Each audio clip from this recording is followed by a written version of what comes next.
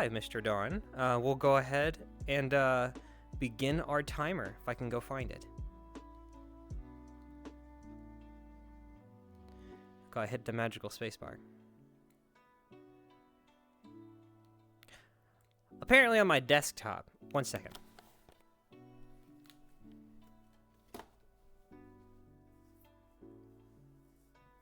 If it'll let me get out.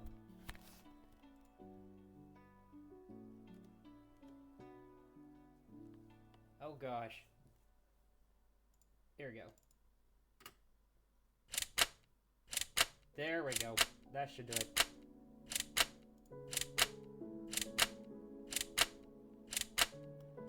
I'll zoom in the chat just a little bit so then I can actually see everything.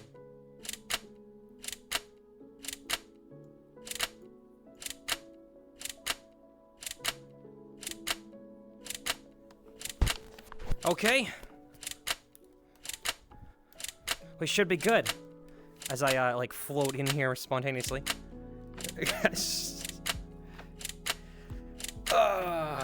Finally. We're here. We did it. We got in. Hello there, Grace. Good to run into you. Finally got through, eh? We have ourselves a very special guest. None other than... Oh, well, there goes my tracking. Dawn Twilight. He got himself set up very special for this event. Let's not get us a little bit more situated. There we go. And then I'm also going to put the camera, like, right here. Actually, hang on. Right there. Okay. That should do it. Well, you kind of have to run into me. You're supposed to... Yeah, that's true. You are supposed to mod. How are you feeling about the stream today, Mr. Dawn? I'm here. He is here.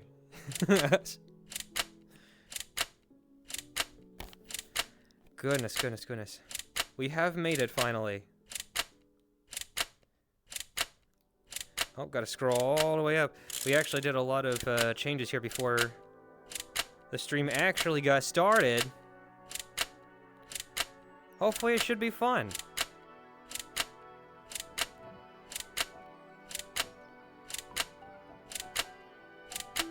Oh, let me know too if like the music is too loud or whatever. I literally just popped this in like last minute.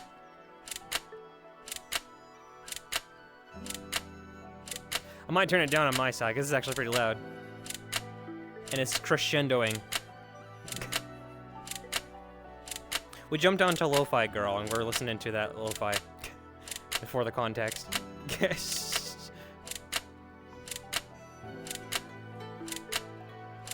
It's getting loud. Where is that music player coming from? Audio for Dawn is to the left of the screen for me, maybe because of VRC audio capture. Yeah, so actually that's interesting that you bring that up. That's actually something that happens in actual streams too. We'll have to knock that out. I don't think there's a video player here. This is like a 10 megabyte world.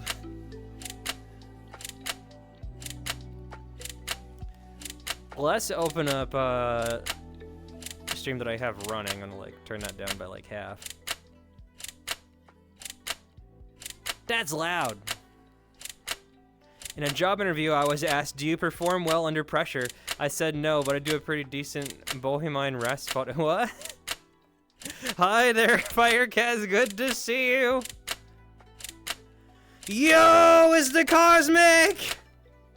Hello there, Cosmic Spiders. Good to see you today. It's been a good minute. How are you and Firecat doing today? Congratulations on getting to Sunday. You've made it. There, I'll turn the music up just a little bit for you guys. If it gets a little bit too loud, just let us know.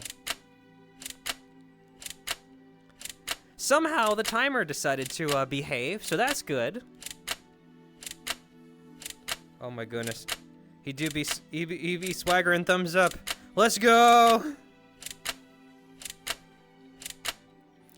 Right now, Don doesn't realize it, but he is staring directly at a Torii Gate image.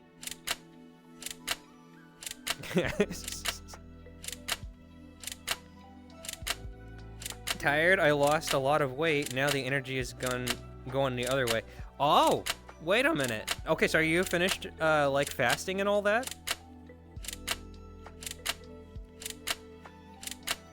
Also, while we're waiting here, Mr. Don has a very special thing for us today. Well, he actually set himself up with, like, a brand new avatar, which is really awesome. That's first of all.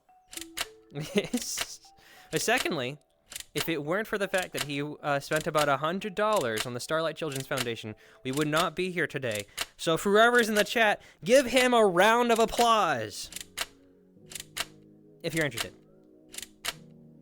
No, you have months more to do. Ah, I see. I do remember you talking that you had like you started with at least like one meal or so during your fasting. Hopefully that goes okay. A round of applause. Yay! Oh, thank you, Don. We'll go ahead and do those 5 deep breaths. Can you believe it's already like 6 minutes? 1 per day and trying to stay under 500. Okay, gotcha. I hear ya. Like 500 calories? Okay, we'll go ahead and do 5 deep breaths. Okay. Breath number 1. And out. Breath number 2.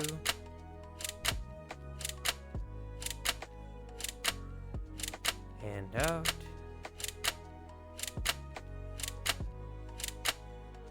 Breath number 3. And out. Breath number 4. And out. Breath number 5. And out. Thank you for that. That was nice. Yep. Okay, gotcha. Burning around 3,000. Oh, buddy boy, my goodness. Not gonna lie, the clock noise is repetitive. Interesting feedback. You want to hear a fun fact? It's not actually a clock sound. I'll take that into consideration. You know what it actually is? It's a Nerf gun. It's weird. But I wanted something that sounded mechanical.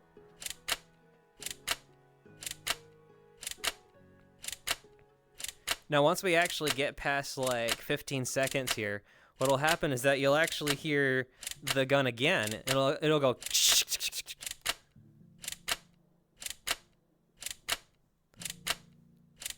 It's basically like the Hollister. It goes.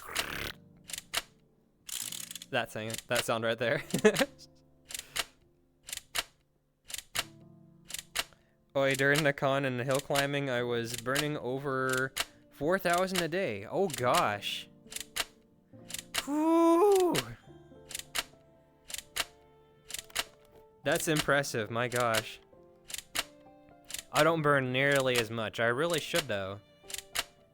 If I can burn at least like, okay. On my Fitbit, it starts off the day saying that I've burned X amount of calories. And that's just because you already burn calories by doing nothing, right? So like I need to be able to go like above that. And I would say like at least doing a walk to get like a good 1,000 or like 2,000 would be very good. So like 3,000, 4,000, that's like really impressive. 1 minute already.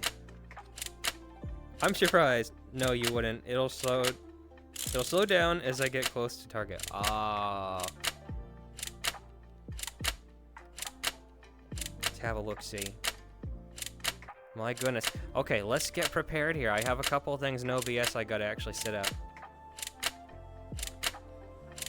The repetitive timer sound will almost be done, Mr. Jimmy. Or grace, we should say.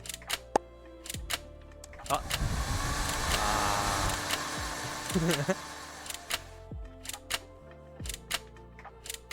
I have like the slideshow on the bottom, and I have this other thing on the top. Okay, whatever.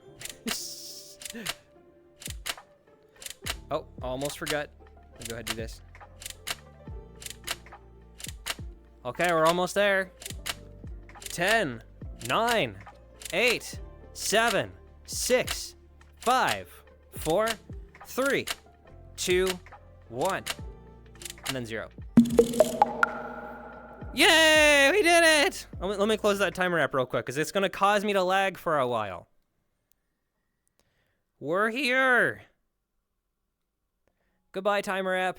Let's get our frames back. Very good. Oh my gosh, that feels so fluid. Welcome, everybody. It's very good to have you today. Hope things have been going very well. I was a little bit late today because my father was actually celebrating his birthday. It's technically tomorrow, although he's going to be doing some work tomorrow. So we wound up having some cake and presents and all that stuff. So it took a little bit longer, but nonetheless, we are now here. It's very good to have you guys. Hello, Car Nerd! Very good to see you. I'm surprised you're here. Didn't you say that you were going to be like picking up your sister and whatnot? That's quite a surprise. Well, mine caps at 01 and just stares at you for judging. Bruh. Anyway, you might notice that there's something slightly different this time around. We have none other than Mr. Dawn Twilight.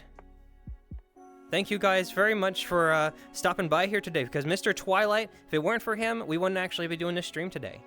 His choice for a particular Just Chatting is all about Japanese mythology, folk tales, and urban legends. So we have decided to partake in this thing today as a result of him donating $100 to the Starlight Children's Foundation. Hey, yo. Hello there, Shiro. Very nice to meet you. Welcome to the chat. Thank you very much for stopping by. Hope you have an awesome time here. How are you doing today? Let's see. Apparently my sister is doing more stuff at church than I thought. I got her at 9. Oh. Okay, gotcha. She's probably translated to you more time ago. Oh. I see. You're doing fine? That's good. Hopefully you'll be able to spend this time and be able to relax a little bit. For however long you're here.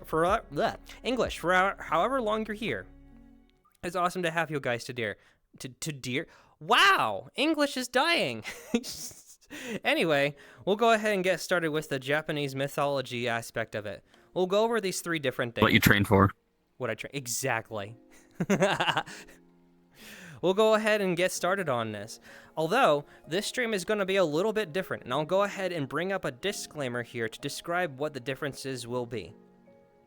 If I can... Oh, well, Steam decided to go right in front of OBS. Do this, and then we'll do this. Okay. Scary border to tell you that this stream is actually going to be 16+. This is something that normally we do not do on a stream, but as a result of the nature of the kind of things we'll be talking about today, there are some things that I absolutely cannot mask. Some of those things include blood, gore, and very dark themes. But that just has to do with how Japanese mythology works in general. Sometimes you wind up having stuff like folklore and urban legends also having some of that stuff too. So just as a result of that, we will put up this warning. I decided not to make it like 18+, because I think 16+ is probably enough. I was thinking immature, in the context of ESRB in the United States, could be a good measure for something like that.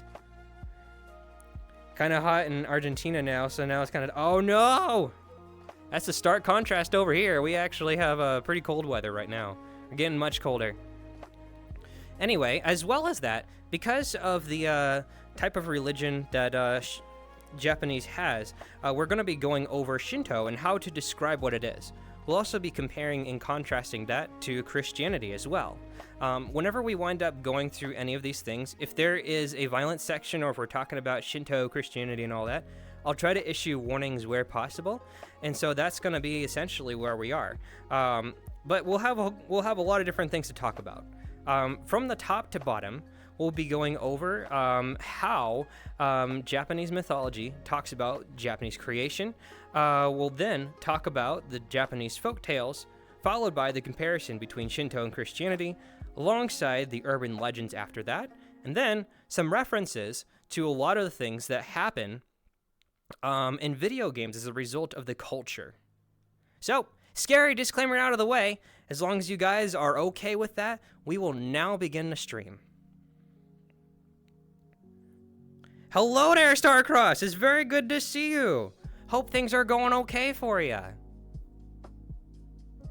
Okay, let us begin. And also, Mr. Dawn Twilight, if you ever want to chime in and talk about whatever you're interested in, you're more than welcome to. You are our guest of honor today, after all.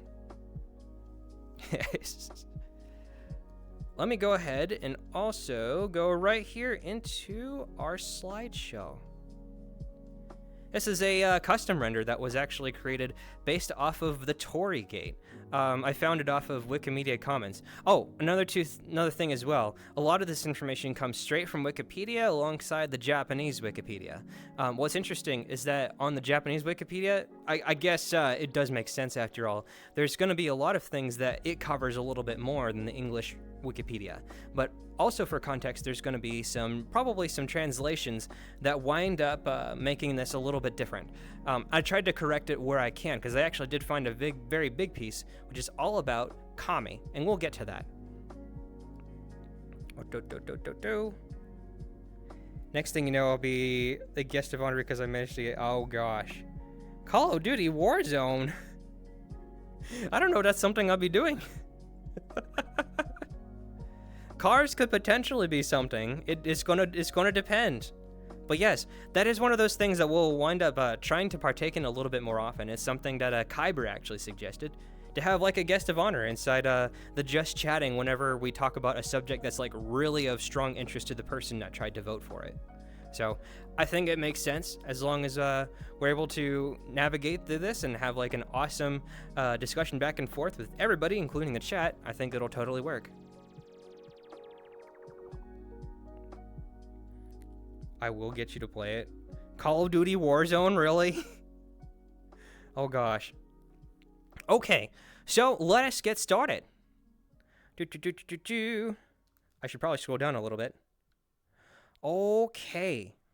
So, with Japanese mythology, let's see what we got here. For context, whenever we talk about the mythology in general, it kind of started out as several different stories, kind of like segregated into different parts of Japan. With Japan, it was very much separated from like the rest of the world. Not even just that, but islands themselves were kind of separated from each other.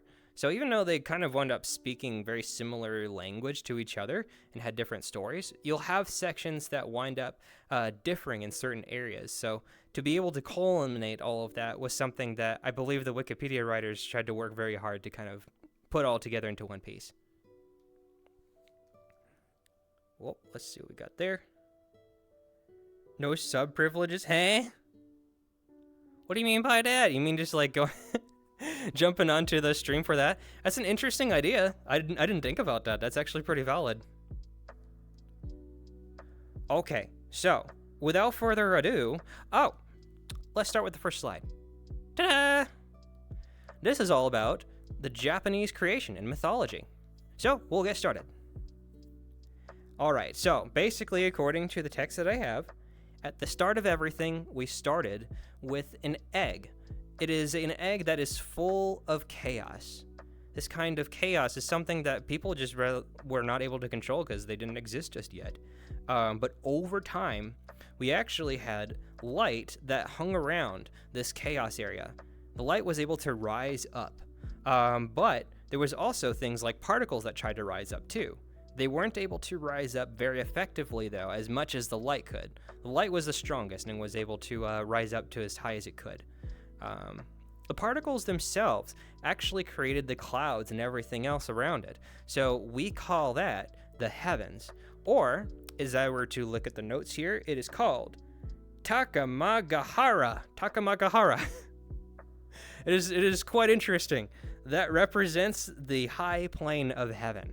That is the very start of everything.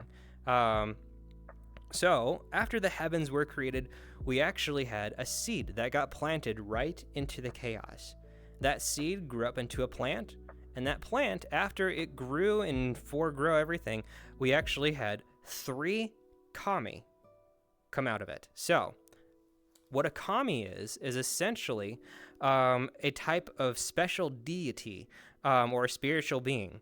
It's not like a god, especially since they actually have the capacity to die. So that's a very interesting thing. They have the ability to die. They have all sorts of different abilities that they could have. They don't have to be a form of a human. They could actually be a form of something else if they really wanted to. In this case, the kami that were created here are more human-like. So they're very much a broad spectrum and can be sort of anything that one could say. Also, Dunn, it looks like you fell right into the picture there. There you go. Let's see, go here. Oh yeah, and this is an interesting part because these kami, these special individuals, they actually wound up creating more kami, and that's going to be a very common theme in Japanese mythology. Kami have the ability to create more kami in the sense that, you know, if you find a diamond down in a cave, diamonds can cut more diamonds. So it's kind of that aspect where kami can create each other as a result of effects that are happening in that area. So, with that being said, we had 3 kami. They spontaneously popped into existence. They wound up creating 7 more kami. The weird part about these guys is that, I mean, they were talked about, they had their names, and then that was kind of it. They didn't really mention them very much afterwards. We are being aimed at. Oh no, we're not being aimed at. He's setting up his umbrella. If you hear random beeps, that's him. And then those 7 kami, guess what? Surprise, surprise! 10 more kami! These, though, are actually very special kami. They were male and female kami. So masculine, feminine, and then for some reason I think I might have taken a wrong turn and I went to the Chinese Wikipedia. Yin kami, yang kami. So you have very much a set of kami that are very much geared to making more kami, but in this sense, more in the traditional form. The ones that we were talking about before may not even had a gender or even specified. So in this case, the kami here, which are the 10, wound up being able to have male and female variants. We actually have 2 that we'll be following for the rest of this story, which is Izanagi and Izanami, if I remember correctly. Those 2 actually play a very big role in creating the Japanese world, and we'll get to that in just a minute. And actually, if you see those guys right there, that's Izanami, that's the female, and Izagami is the male. He's actually holding a spear right there, and that is actually used right there at that time to create the Japanese islands. He actually dipped the spear right in to the waters, and then he actually took it out. And then, as it was dripping, the little salts that came from the ocean fell down, and it created the Japanese islands as a result. So these 2 are responsible for creating the major parts of Japan, which is the islands themselves. Toast? You got toast? What'd you get? You got another toaster from the toaster! Much impressed. Alright, so we talked a lot about all stuff all at once there, but we also have more of a story for Izanagi and Izanami. I actually, while trying to write this and then talk about it, I kept thinking Izagami, but it's Izanagi. So that's the big distinction there. It's an interesting umbrella you got there. Okay, so they wanted to be able to create children just like the other gods did, right? Or sorry, the kami. They tried to do that, but here's more of a more violent alert. Not quite, but just a little bit. Essentially, they tried to set things up. They wound up conceiving a child, but it was formless. It did not have arms or legs or anything like that. And it didn't even have muzzles. It was kind of like a sad child.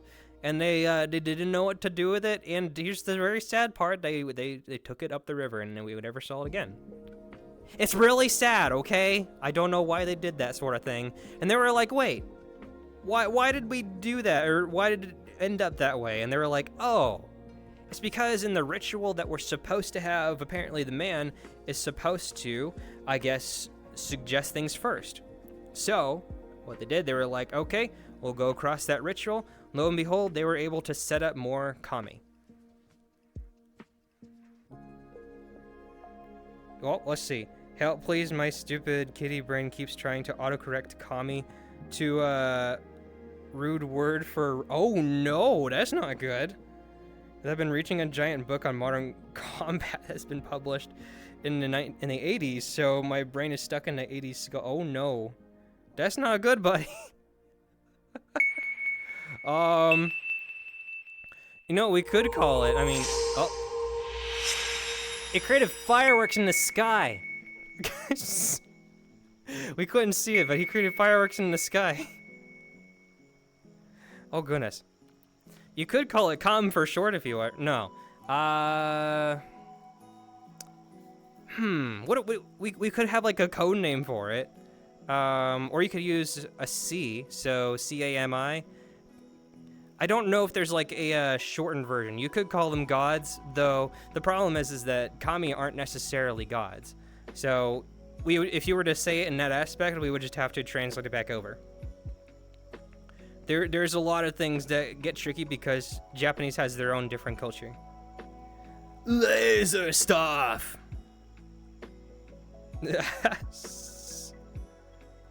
Fair enough. Yeah, when you wind up trying to study for a little while, it is very interesting to see the main differences. One thing that I was thinking about as I was putting this all together was the fact that, like, I actually was going through the literal translation of kami, which is actually, they call it gods if you wind up going straight to Wikipedia. But apparently from the more reading that I did, they were heavily suggesting, or like the Japanese scholars were suggesting to not use that term at all. So I went from like going from God, and then I did Control-Shift-F. I put in God and then replaced it with kami, and then da-da-da-da-da-da. And for the most part, it worked. There was a part where I was talking about a God, as in like a little g, and so I got rid of that part. So there were some interesting things. One thing that I meant to do last time was give out the SCP Foundation script that I did, and I did not do that, and I'm gonna have to do that. We'll also release this script once it's all already set and done. I'm also going to upload this to YouTube because I actually regret to inform that I don't know where the SCP Foundation talk went. So I'm kind of mad at myself right now. But anyway, back to the main subject at hand. And the umbrella. Is there anything that you would like to add, Mr. Don?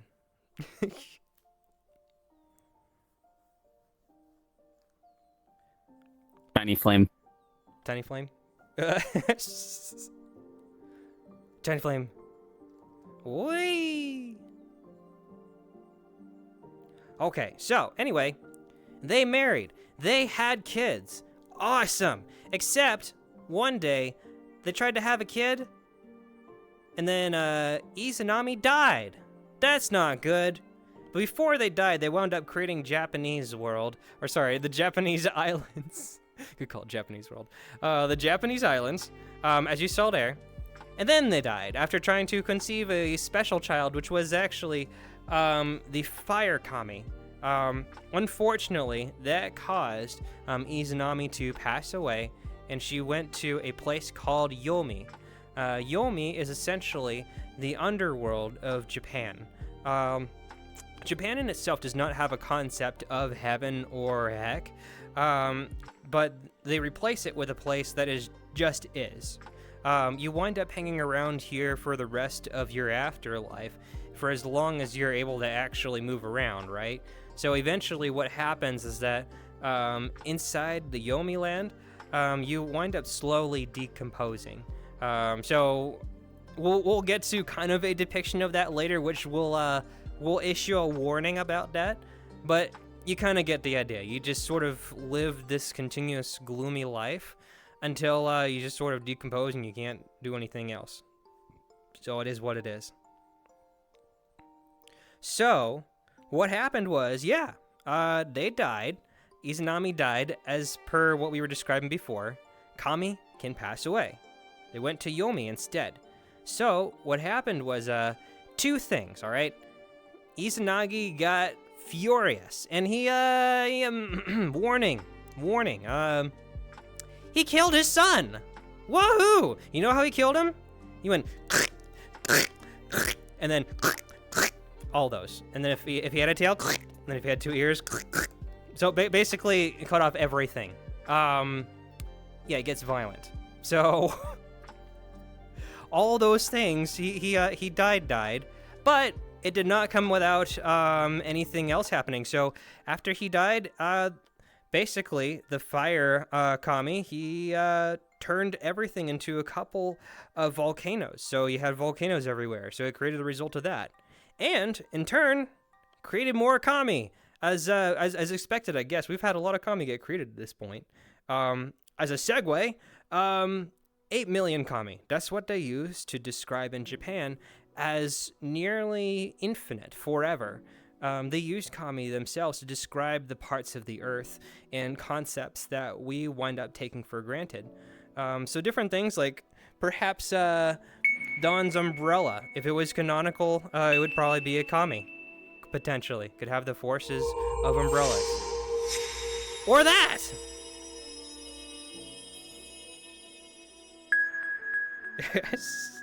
Average book obsessed cat moment. Oh gosh. I read a Rick Riordan book or something like that about Japanese mythology, so I am randomly recognizing words. I see. Hydrate. You gave me a hydrate, Dawn. Okay, we'll go ahead and get a hydrate. That means I'm going to break, so give me a second. Quite literally break.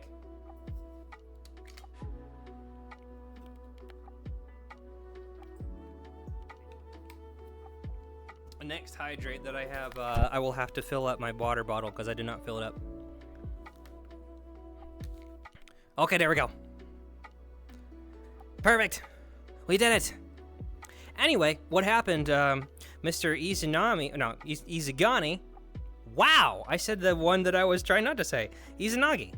He killed his son, cut off all the limbs, turned into a volcano, whoop-de-doo, as you would, I guess. And then after that, they tried to actually go in to Yomi to rescue Izanami.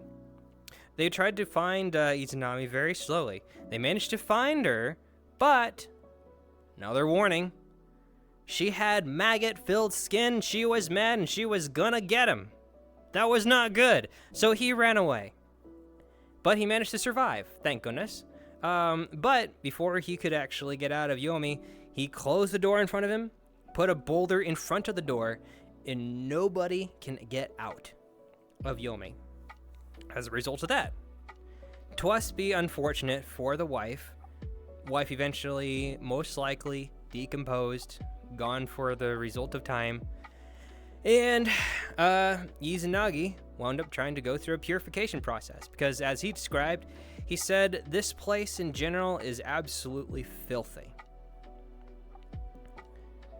He was pulling my tail. Holy cow. That's one of those things that might happen if you guys wind up getting in there, and I will have no control over that. Yes. Mr. Izanagi, he went through a purification process, which is basically just taking like a quick bath. He also got his like face and all that cleaned up, and as a result, it created, you guessed it, more kami. More kami. We created the sun goddess, the moon kami, and the storm kami. The sun kami actually has a name. I believe it's Amaterasu. Let me see if I can take a look at the notes correctly. I may have gotten that butchered. Nope, that was perfect. Amaterasu. That's what it is. That one is actually a very important kami that we'll get to near the very end of the stream as a result of talking more about relations to video games. This is actually a very interesting reference to her near the very end. You didn't know such thing. As a fellow cat, I am sworn to protect my... Oh my gosh.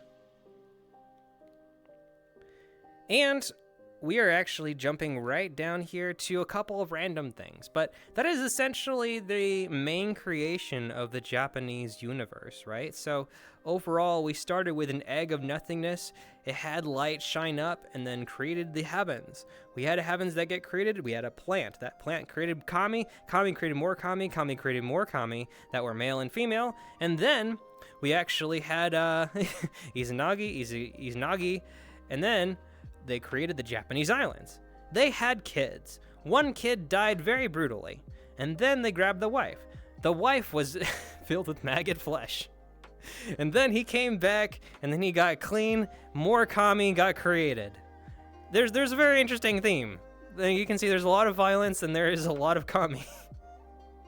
It's quite a bit. That's kind of like the main section of it. Over here, I actually have a note that talks about the Pantheon, which actually talks about, the 8 million kami thing that we just went over. But as a quick review, basically, 8 million means infinity inside the Japanese Shinto practice. It's very similar to how in Christianity we have 70 times 7, which is, being able to forgive somebody for as much as you can, right? So it's interesting, as I was looking into those numbers, there's apparently a lot of different languages that go into their version of infinity. There is actually another picture we can post here. Oh, my bad, I forgot to do this one. So this is Yomi. Apparently it's a picture of Yomi. This is the gloomy land that Izanami was in, and she's decomposed very slowly. That's where Yomi is. Kitsunes, yes! Kitsunes are quite prevalent inside Japanese culture, especially folk tales. No pun intended. Hi, Kyber! Very good to see you! Thank you for stopping by, buddy. Hope things are going okay. You mistake your lies for truth. Lies offer no protection from just... Oh my gosh. You are cat. Yusu Neko Core.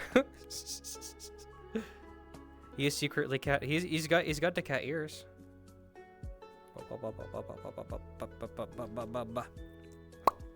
The sound effects off because I turned off my hair. Oh. You know when you I don't know why how to fix that. We need a boop redeem or something like that.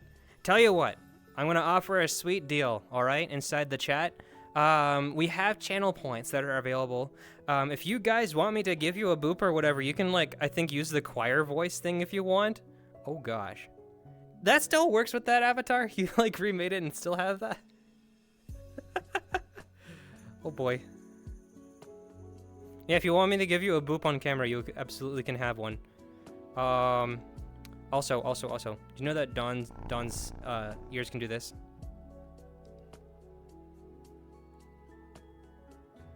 They can go very far.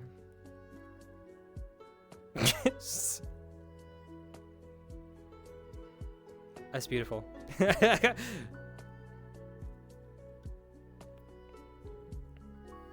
Big ears, yes. How are you doing, Mr. Kyber? Did you have some good rest? I'm sorry we didn't actually get to talk in VC earlier. I fell asleep and then I woke up, and then I wound up doing a little bit more of a rehearsal. I learned something important, by the way. If you wind up going a bit too fast, it's easy to cut your speech up, and it's very hard to figure out what you want to say. So if you wind up going a bit too fast, then for whatever reason, the flow breaks really badly. So I was trying to do that. I have a much better flow now, and I feel like I'm very confident and ready to work on the stream. I'm also in a weird corner of my room, so my hips are going all over the place. If I go over here and fix that. Let's go here, go here. Okay, there we go. Let me pull the stream up a little bit further so I can see this properly. And I can press buttons and all that. Let's hit the next thing. These are the 3 sacred treasures. This is not to be confused with actually Pitt's version of the 3 sacred treasures. Oh. There's Dawn's sword. It's like right in front. Essentially, there are 3 different types of 3 sacred treasures. There is the shield, we have ourselves the sword, and we have ourselves the gem as well. We'll go ahead and actually talk about the history of these things, very lightly, of course, but it actually has itself a little bit of a history to it. I saw the ear stretch earlier, but I thought it was a random bug caused by opening a Twitch side pane. Nope. Nope. Tamagama? What is that Tamagama? I must have missed something there. My bad.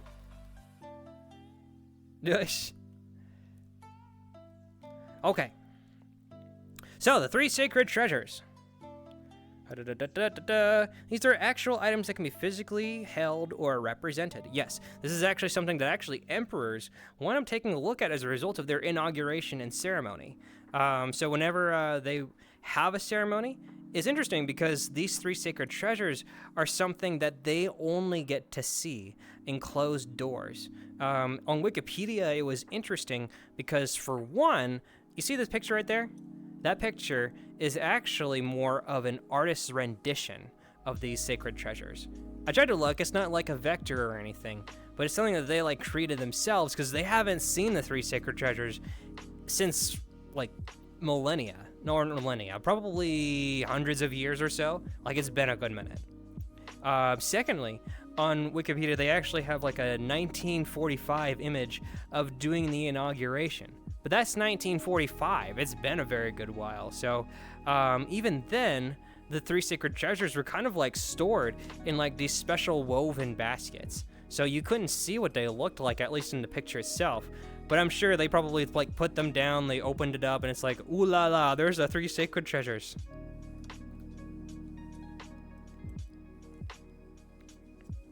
Is it the gem? That's a good question. It could very well be. It is not a bug, it is a feature. It's a very intentional feature. John puts it on all of his avatars. Excuse me, Twilight, why on earth have you showed your tail into your mouth? I can't imagine your tail likes being stretched out like that. And also probably doesn't taste good. Hope you put it back. Okay. That's what Car Nerd says. Does tail taste good?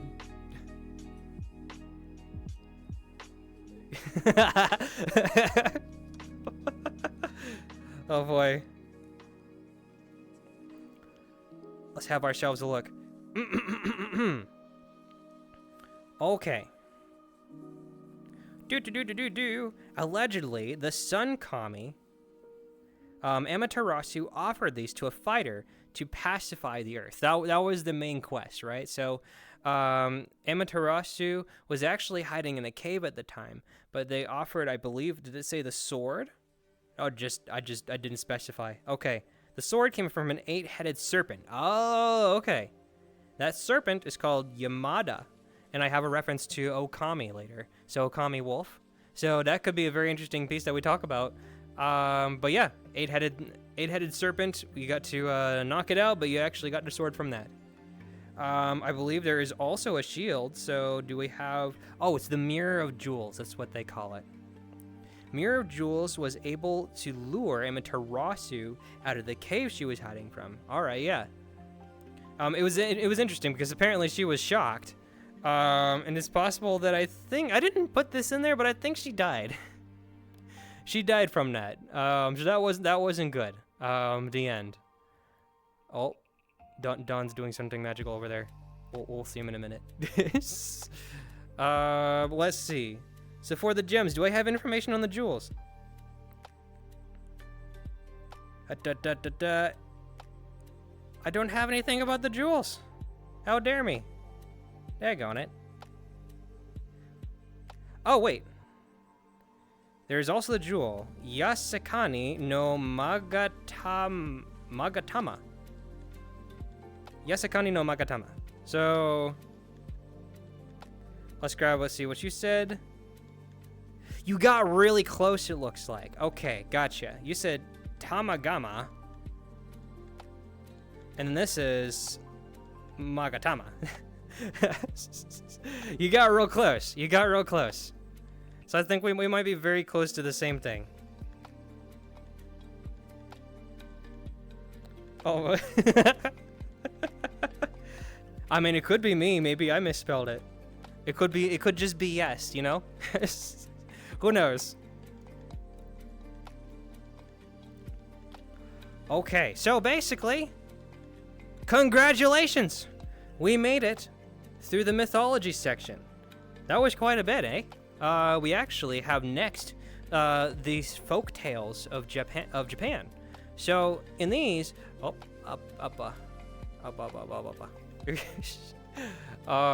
in these are going to be more on the fictional side. When you wind up listening to some of these, there's actually going to be some supernatural entities in here, and these are going to be called yokai. Yokai are very similar to kami, except the very big difference for them is that they aren't worshipped. So that's one thing that we didn't really go over, is the fact that even though kami themselves are supernatural and all that, they are still technically worshipped. But yokai can have a variance amount of behaviors, ranging from it doesn't help a human at all to actually being quite beneficial.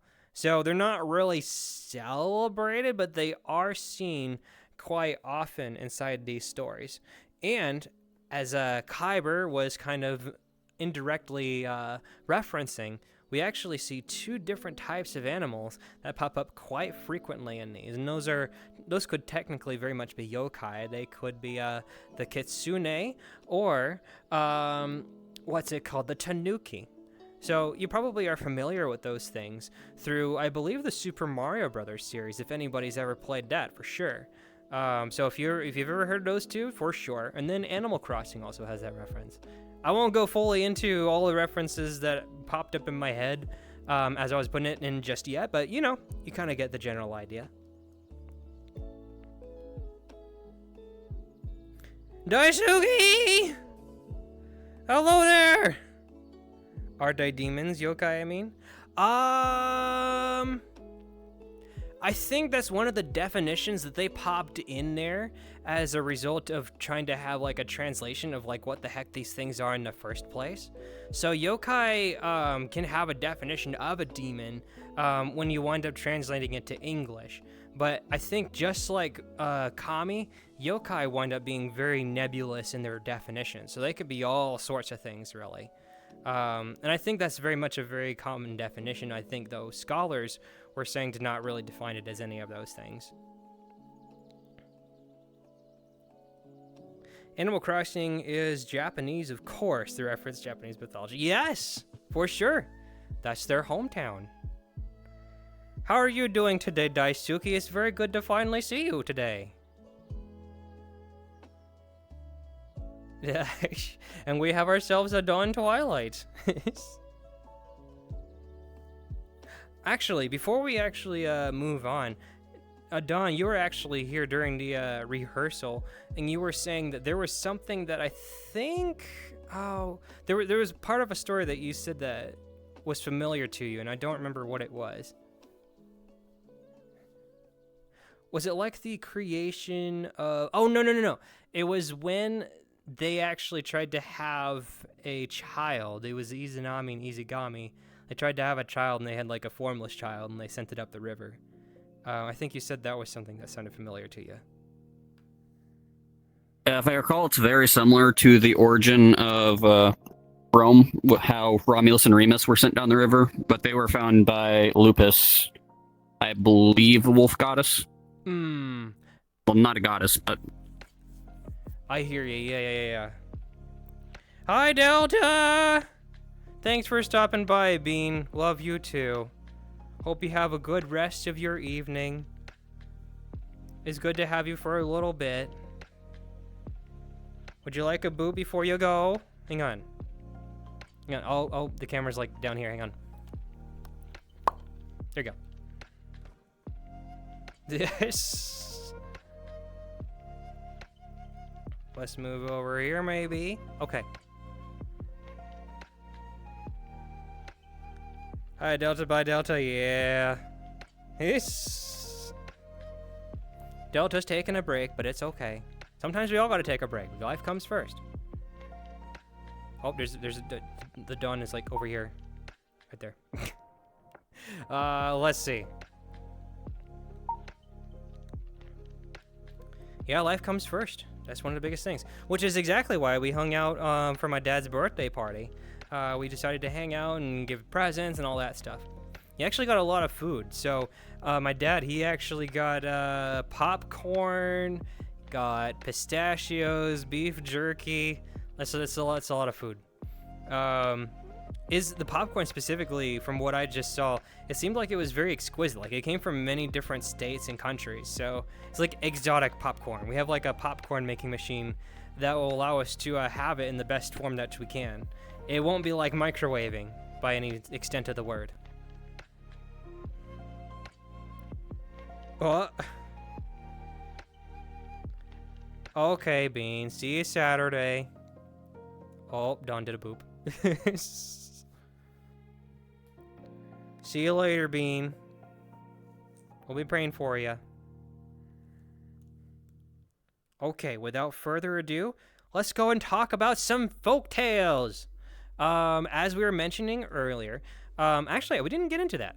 We talked about yokai, but the reason why we're talking about yokai is because we're talking about more of a fictional tale, right?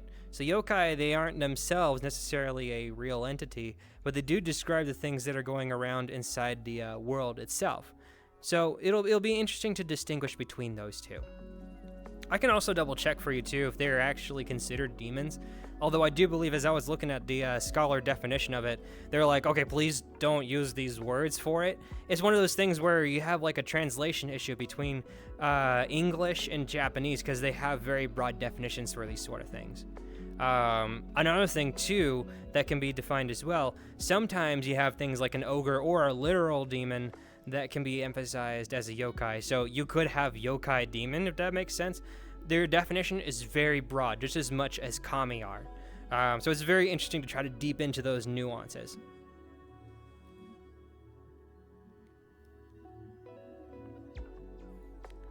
The unignore and the hug. Oh.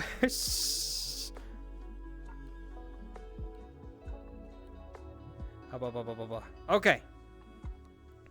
So, let's see. Also, an interesting detail that I have in my notes here, it talks about the correct way to start off a folktale is long ago.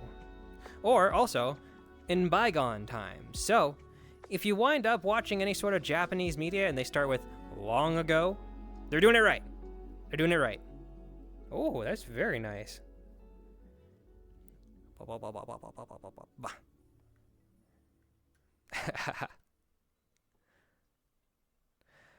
All right. So, first off, let's jump into here, and we covered Dawn's face. Give me a second. I'm gonna go adjust it. There we go. You guys should still be able to see everything. We're gonna talk about our first folktale. It's all about this guy named Bungbuku, the tea kettle. It's an interesting little guy. You see that he's kind of like the he's a little raccoon dog. That's a nuki. But he also is a little bit strange shaped, as you can see. That's a more of a tea kettle shaped animal right there, and we'll get to why that is in a minute.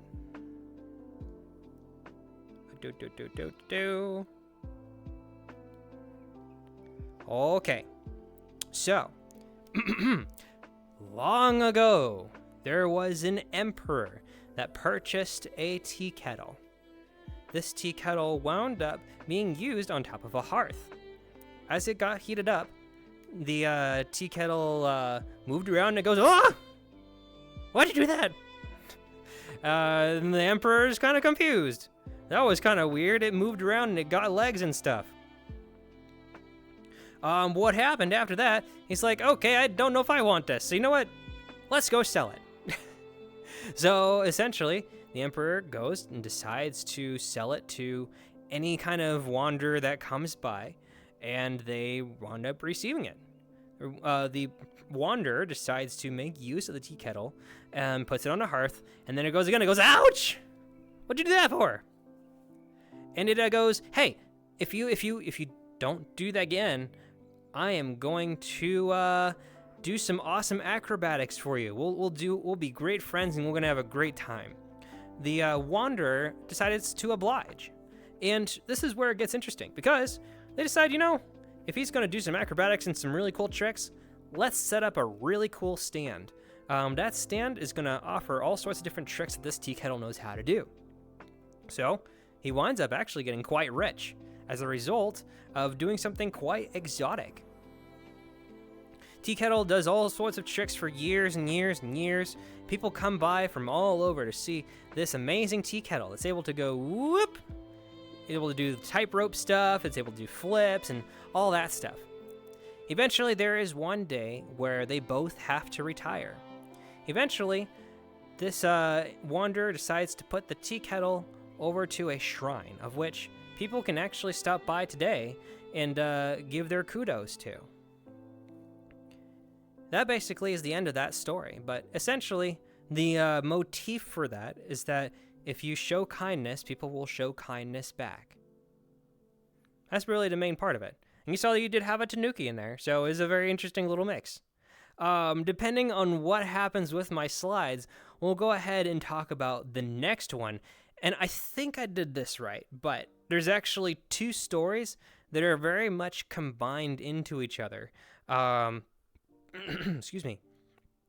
If we go ahead and click the next one. Badoop, what do we get? We got the right one. Okay. So this one is a special story. It is known as Isan Boshi. Isan Boshi is a very small little guy, and we'll go over his story right about here. Once we actually do this. Oh, we got the ducky! We got a duck! Oh boy. We got the duck.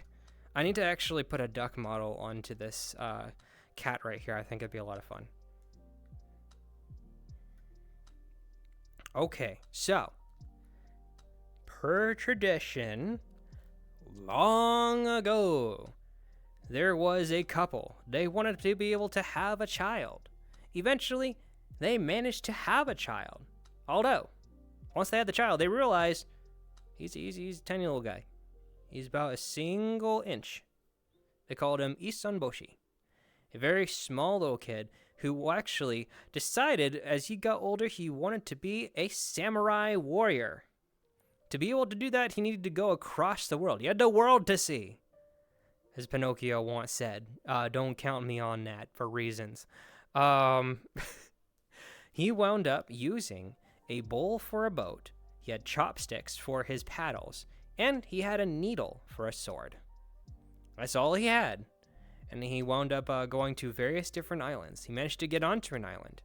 Then he came across an ogre, and he was holding a damsel in distress. Oh no, that's not good. So he tried to take on the ogre despite only being a single inch and had a needle. He actually managed to poke the needle directly into the stomach, and he goes, ouch! Then he drops something very special. He has himself a magic mallet. This magic mallet is actually very cool. In Japanese culture and folktale, this is something that appears quite often when you wind up taking on various bad guys, such as an ogre. If you wind up swinging it and you wish for something, it will come true. So, somehow, despite this guy being a very tiny inch, he manages to swing the hammer. He swings the hammer, and he grows to a full 6 feet. As a result of becoming 6 feet, he manages to defeat the ogre. He got the girl. And he lives happily ever after. Becomes a samurai warrior and all that stuff. That one is the heroic motif. One that if you absolutely try as hard as you can, you will be able to get through what you want to do. I see you looking at that tail.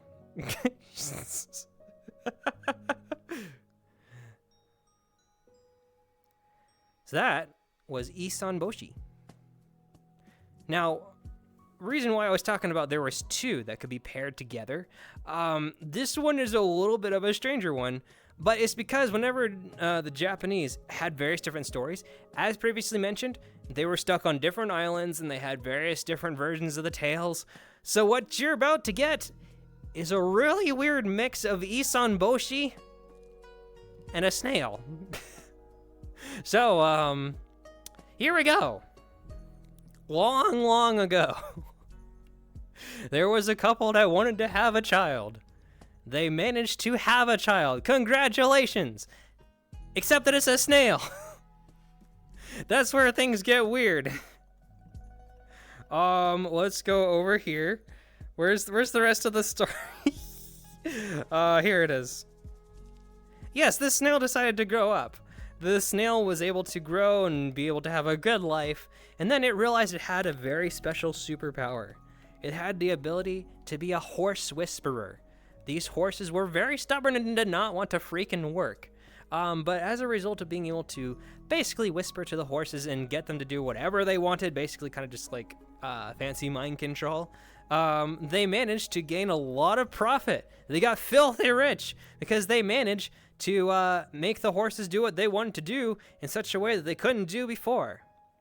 Now, such a great story so far, right? Well, yeah, the snail decided to get destroyed by a crow. Well, he didn't decide to. A crow decided to ram into him, and then his shell broke. And then, a miracle happens. A human comes out of the shell. He gets bigger. He grows. And he is a human now. He lives happily ever after.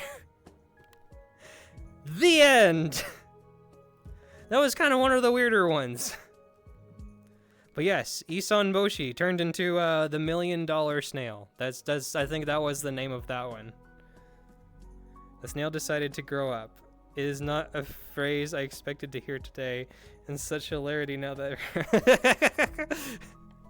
Yeah, these things can get kind of weird. But yes, that was a snail. The snail that grew up as a snail and then grew up as a human and then lived happily ever after as a horse whisperer, you know. That sort of thing. It's completely normal, I promise. Okay. Let's move on to the next one. Okay. We actually have ourselves one more of these stories over here, and it is all about, whoops. Let's go over here. The crab and the monkey. I believe that's what it is. Yep, the crab and the monkey. This one is a punishment motif.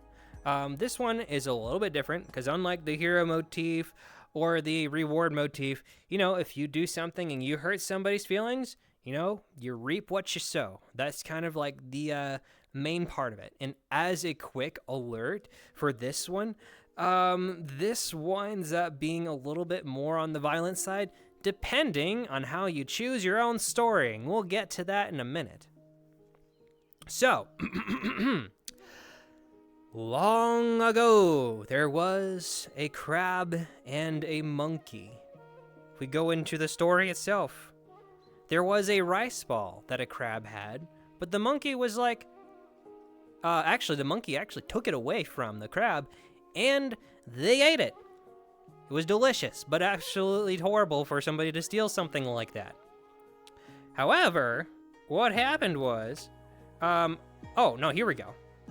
No, sorry, I got that wrong. Here's what it actually is. So, the monkey actually has himself a seed. He decides to, trade it for this rice ball the crab has. And the crab was like, I don't know if I want to do this.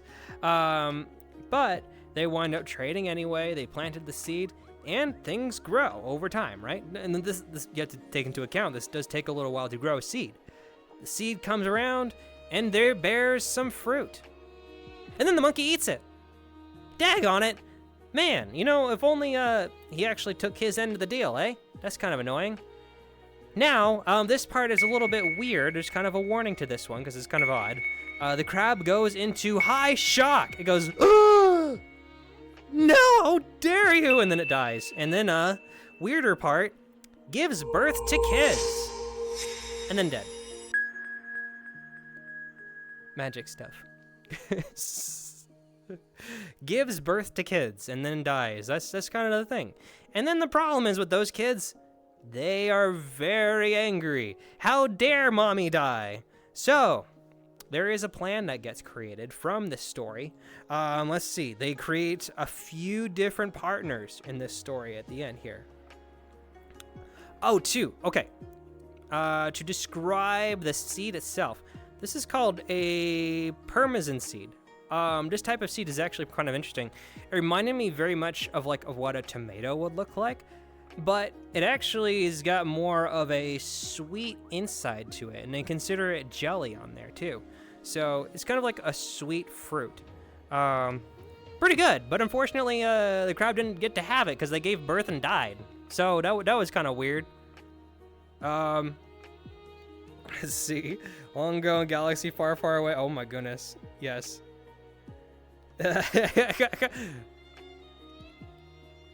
So then, who were the partners in crime for this next part, right? Because they wanted to seek revenge. They wanted to get rid of this freaking monkey that decided not to share the parmesan seed that shocked their mother and gave birth. Let's go over here. They became friends with, okay, there are two versions of this, okay? Choose your own adventure. The PG version of this is going to be none other than an egg, seaweed, and a bee. The more gross version of this is a piece of dung, a chestnut, and a bee. So, that's your two choices. If you want to go PG, you get yourself the egg. If you want to go PG-13 and up, you get yourself dung and chestnut. And we'll get to why that is in a minute. So, let's continue, right? So the monkey has a house. The monkey winds up relaxing one day. But there is a plan in place. If you have chosen the PG-13 route, the monkey is currently at the hearth and fireplace that they are currently hanging out in. And all of a sudden, pop! The chestnut bursts into flames. It actually catches the monkey on fire. If you are the PG route, you had an egg, and the egg winds up bursting. And it doesn't hurt the monkey necessarily like, ouch, ouch. It just sort of goes, ah! So that's the two different variants right there. Listen, you need for revenge is arming the crabs with a miniature M1 Abrams tanks and the F-35 Lightning II jets. I don't know if if the crabs know how to arm those. They need some really, really tiny versions. They gotta go. Oh my gosh. It sounds like the crabs need one of these. Probably. They probably need one of those. They would definitely need one of those. They took the very crafty route instead, and they cast the monkey on flame. Anyway, the monkey's on fire / hurt, and it goes, ah! And then they either did one of two things. They hit the seaweed or they slipped on the dung, and then they go, ah! And then what happens there is that there is actually two different things. Oh, wait a minute. There is one more friend that they actually made. If we go over here and to lock the target in the Lightning 2, you need to hold the lock button and pull the trigger to once the lock is acquired. Oh my gosh. Oh boy. That final, here we go. Okay. So their final friend is called an usu. It's a conscious usu.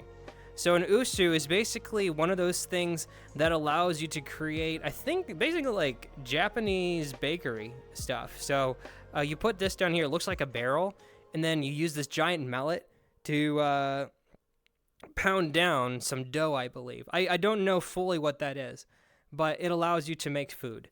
In this case, the usu was on the very top of the ceiling, and by the time they got there, it's actually a very heavy object. They slipped on the dung / seaweed, and they go, ah! And then the usu drops. If you are in the PG version, he is significantly hurt. He goes, ugh, and then he's like KO'd. He's gone. PG-13 version, nasty alert. He winds up bleeding to death. The end. the crabs got their revenge. So, don't steal a parmesan fruit from a monkey, or else you will get mobbed by a whole bunch of crabs. That's the motive. That's the motif. No, I'm kidding. Just be nice. Just be nice. That's not a good thing to do. Don't steal fruit from other people. That's not a good thing.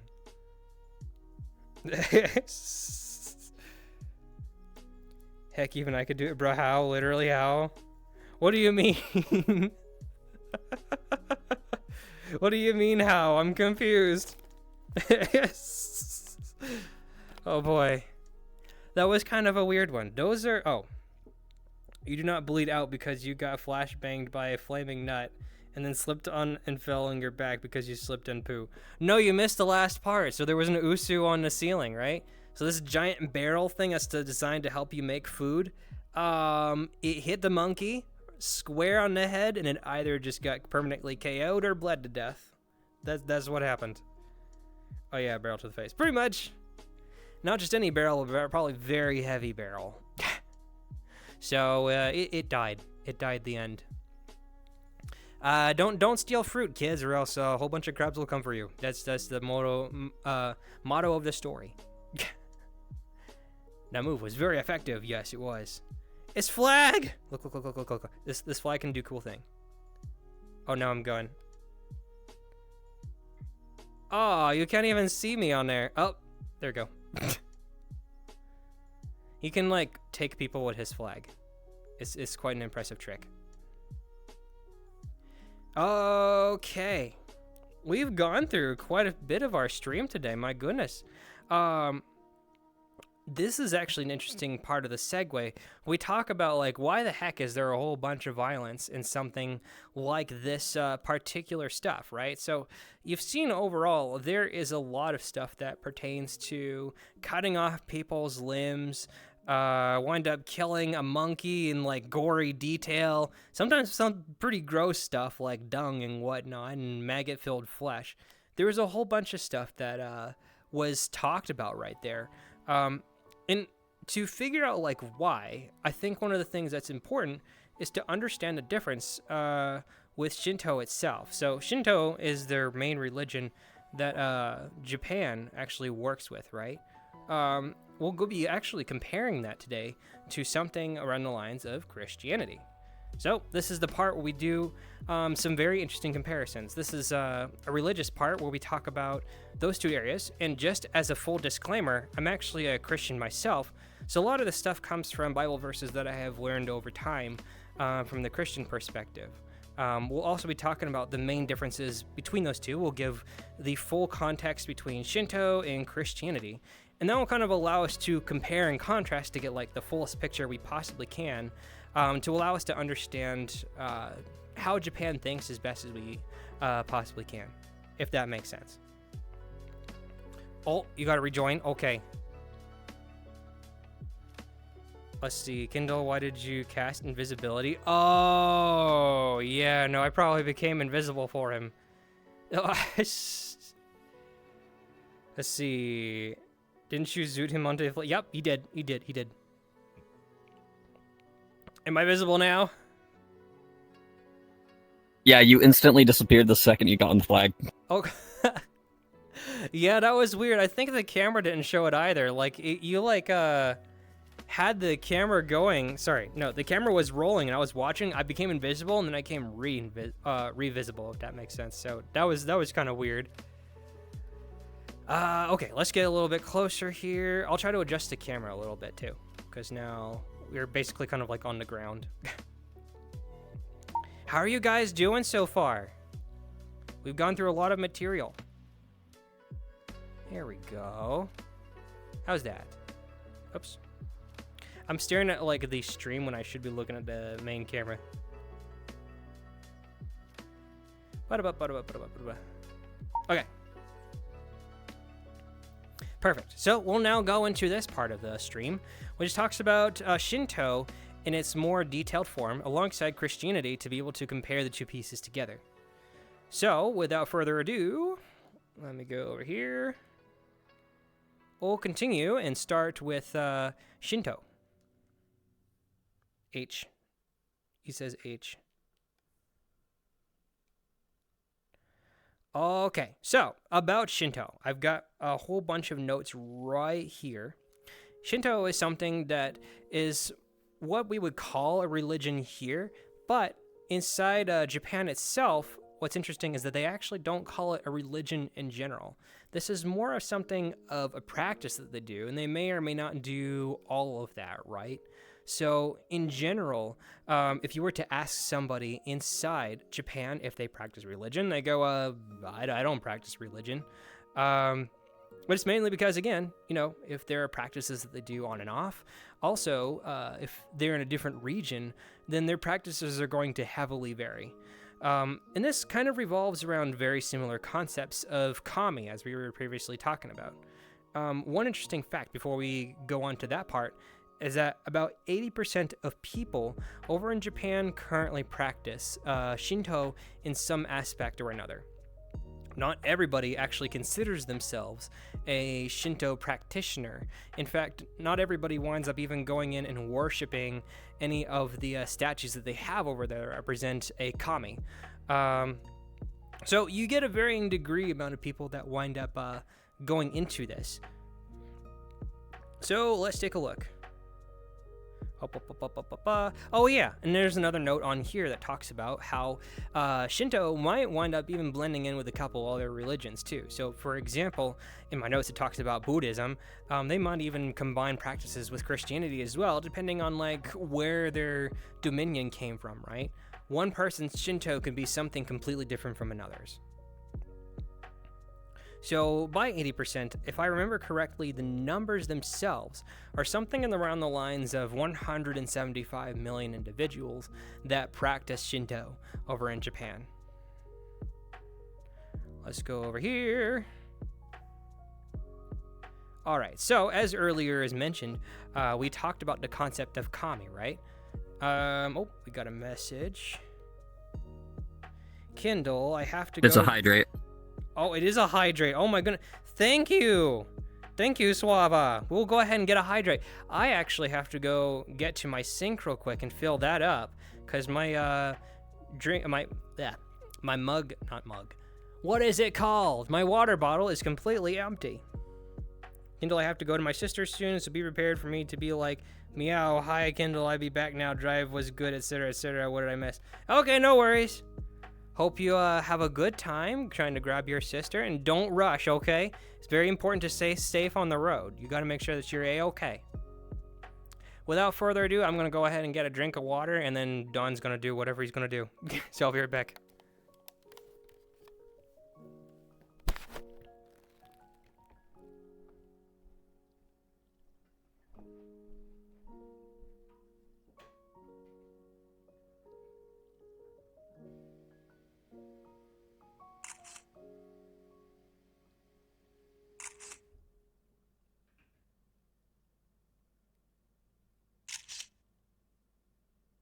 I heard that.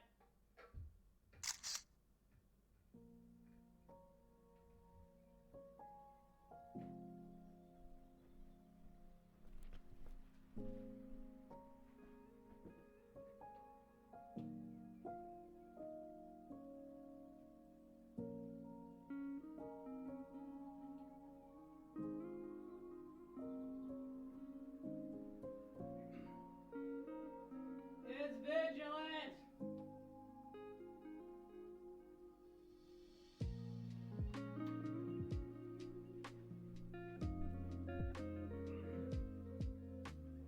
Good to see you in the chat, bud.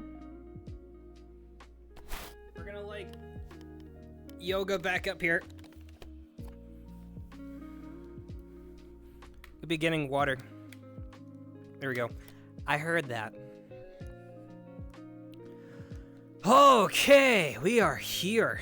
Oh my goodness. How are you doing today, Vigilant? It's good to see you, buddy. Hello. All the screenshots with a pretzel. Oh my gosh. I don't even know how much of that showed because I had like myself at the bottom there. Oh yeah. And then Don probably has all the things. Okay. I like 6 of them. Oh my gosh. Let's see. Still here, by the way. You can count on me. Okay, buddy. we're gonna get into the interesting beef here pretty soon. Okay, so here it is inside my notes itself. So just so then we have like some confirmation of sorts, if it helps. We were talking about kami over there, right? So kami themselves, they are like gods or spirits with the exception that they can die and they have limited set of powers, right? So they don't have necessarily the ability to be like an all like encompassing creator, like similar to what Christianity will talk about. So we'll go ahead and go here. It says, scholars specifically discourage not to use the term spirit or god, since these pieces indicate that they are not as such. So, yeah, that's kind of what is going on with kami themselves. Kami in general can represent all sorts of things inside the Japanese world, right? So you have yourself like a kami for the sun, the storm, and the moon. Like all these things are conceptual, but they also take form of these items. They can also be visible, invisible. They don't have to necessarily be in a human form. They can be very like fluid in that way, right? They don't have the ability to have immortality, but they do operate a lot of the things that we have, or they describe generally inside their world. One thing that I actually wound up thinking about, I'll go into my notes. Here we go. Let's see. Absolutely. Wait, what? Oh. Hail Mizu Onominashi. What? I'm confused. People are speaking Japanese and I don't understand. Mr. Don, do you think you could translate what Vigilant is trying to say? No. Oh. I was responding to someone who just messaged me. Oh, okay. Gotcha. Okay, anyway. So I thought you might want some water because you talked a lot. Oh, okay. Gotcha. Anywho, yeah.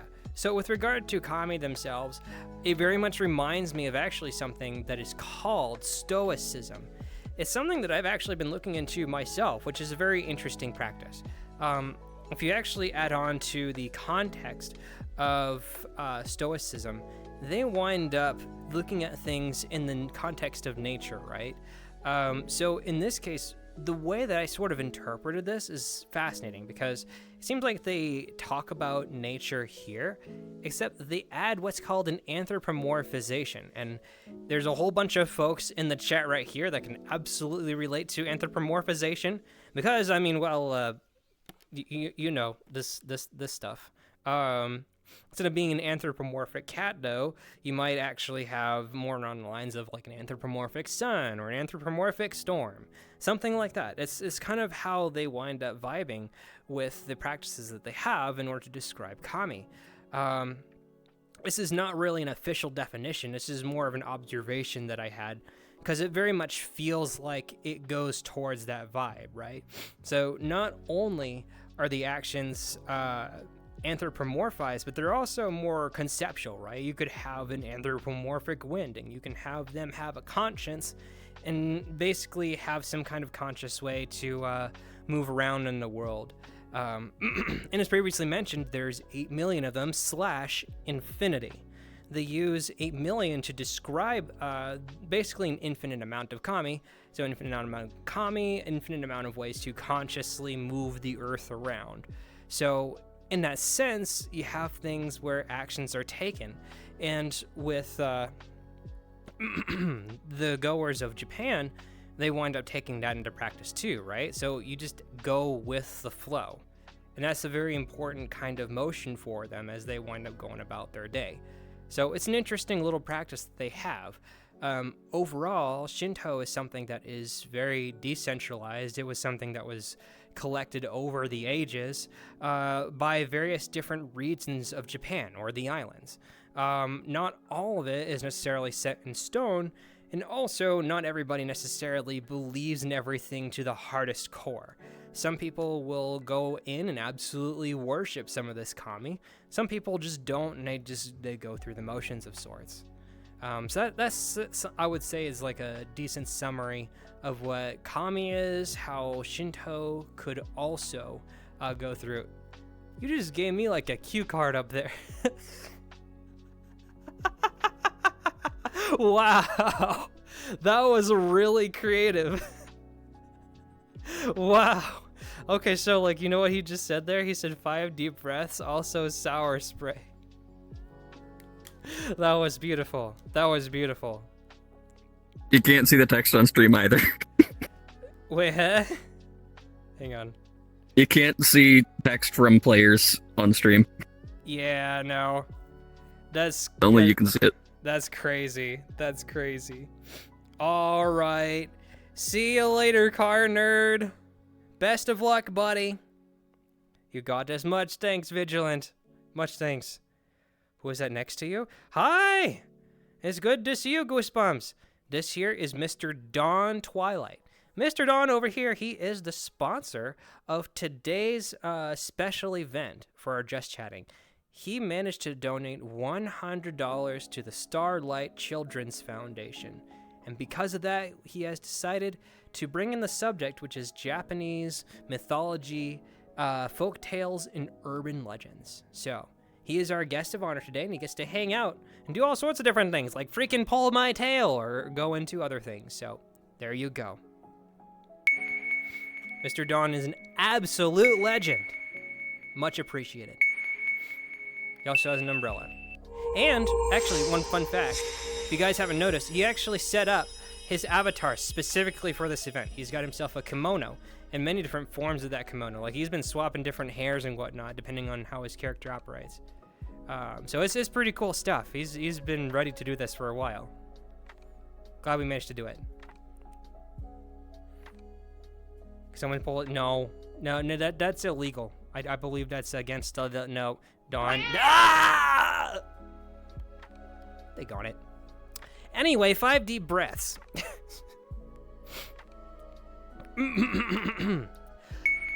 Breath number 1. Breathe in. Breathe out. Breath number 2. Breathe out. Breath number 3. Breathe out. Breath number 4. And out. Breath number 5. And out. There we go. Thank you for the 5 deep breaths. That was awesome. Okay, let's go ahead and grab the sour spray of disappointment. We'll go mosey on over to where the sour spray is. It's gonna be on the desk, so we're gonna break for a minute.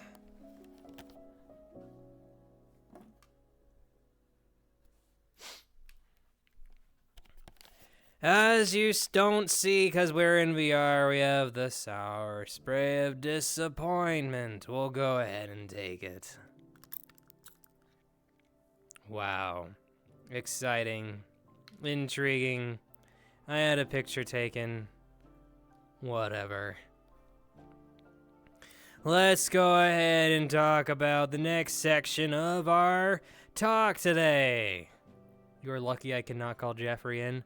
Unfortunately, Jeffrey cannot be part of these streams because he is part of the desktop streams whenever I'm a Kindle tablet. Oh, there goes Mr. Dawn. Let me make sure that we're at the very end of our notes. I know that's why you say you're. Oh my gosh.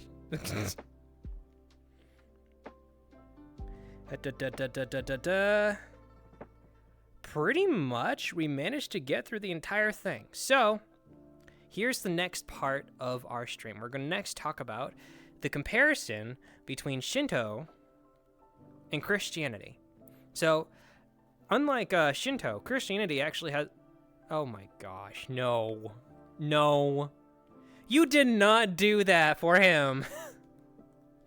Daggone it.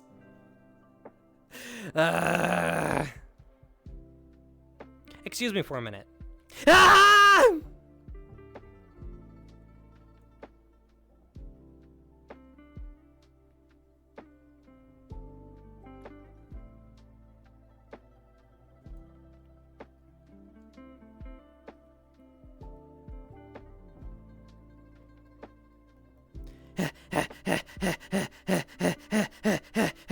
Okay, no, that didn't happen. That didn't happen. It didn't happen. That didn't happen.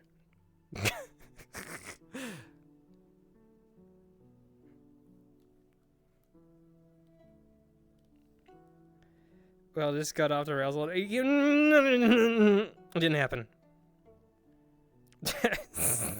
It didn't happen. This is the part where I've been... Really? Oh, yeah. Yes. I know what you're talking about. Yes. We're talking about Christianity. So, as full context, I actually am a Christian myself. So a lot of this stuff that we wound up gathering as part of the research here is part of a lot of things, including the Bible, and a lot of different research from Wikipedia itself. So it's a mix of a lot of things kind of put together. In this part, we'll actually talk about the population of Christianity too, because if you have Shinto, Shinto itself has about 174 million individuals, whereas Christianity actually has a big portion of the population, that being 2.3 billion people. About a billion of those is actually Catholic. So that's a very interesting aspect of it. And if you look at the numbers specifically, let me take a look. Those are at 1.1% of people who actually believe in Christianity for the Japanese population. If we were talking about the inverse, we were talking about 175 million for Shinto. There is roughly 1,915,294 people who actually believe in Christianity over in Japan. So, if you have a direct comparison and contrast there, you have a very big difference between the two. The main reason for that, which I think I was moving between the mythology section down to here actually, is back in the day, Christianity was introduced early, and I believe it's something like the 14th century when it was introduced. But given the fact that Christianity is a lot different than Shinto, it was actually something where they got prosecuted pretty hard. Anybody who was trying to teach Christianity in the 14th century got killed, essentially, for the next 500 years. It was unfortunate that so many people wound up dying, but in the 19th century, eventually people were allowed to talk about Christianity again.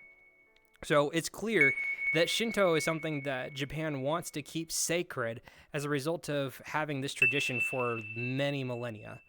So it was kind of something that wound up being slowly introduced. Not everybody over there necessarily practices Christianity. As previously mentioned, there's about roughly 2 million of those individuals.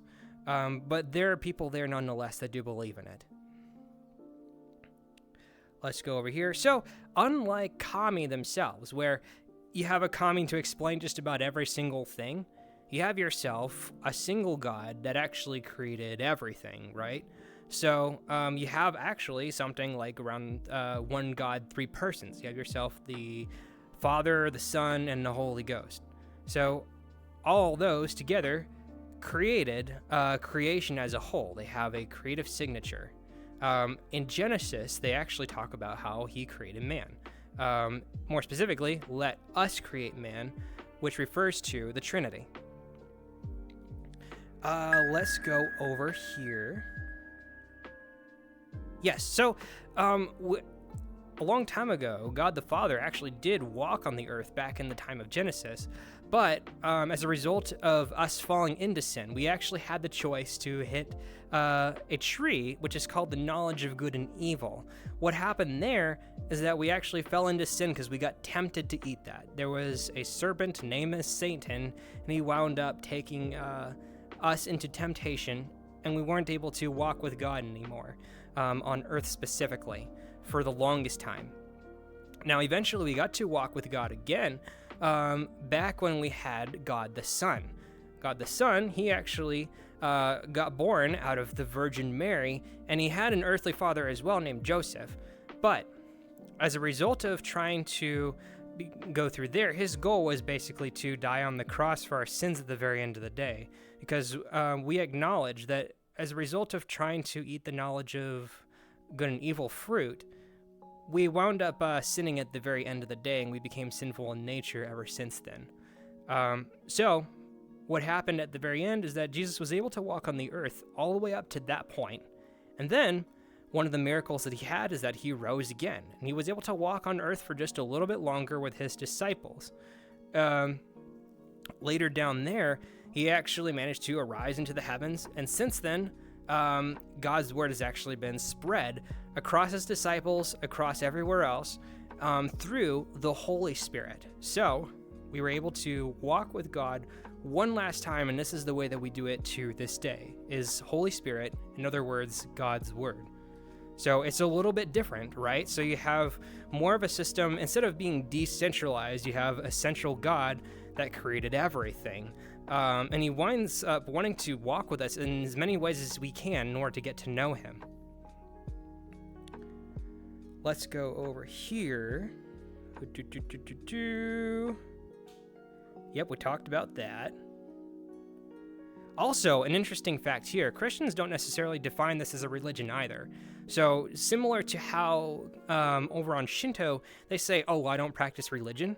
What's interesting is that if you get very technical about it, Christianity is something they would consider a relationship with Christ, right? So, in order to communicate to Christ, we have mainly his word to be able to understand and hear him, but then also we communicate to him through prayer.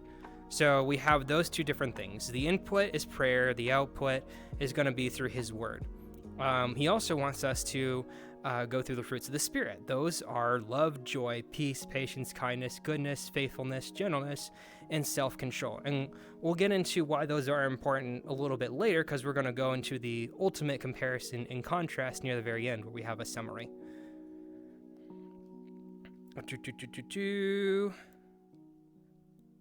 Okay, so something that's interesting, as we previously mentioned about Shinto actually has various different ways of being able to practice the stuff that they have, right? So one person's version of Shinto could be somebody else's completely different version of it, right? So in Shinto, they may mix up things such as Buddhism and a couple other practices, excuse me, that wind up creating like their own customized version, right? So in ours, we actually have different denominations as well. So in our case, we already talked about Catholic.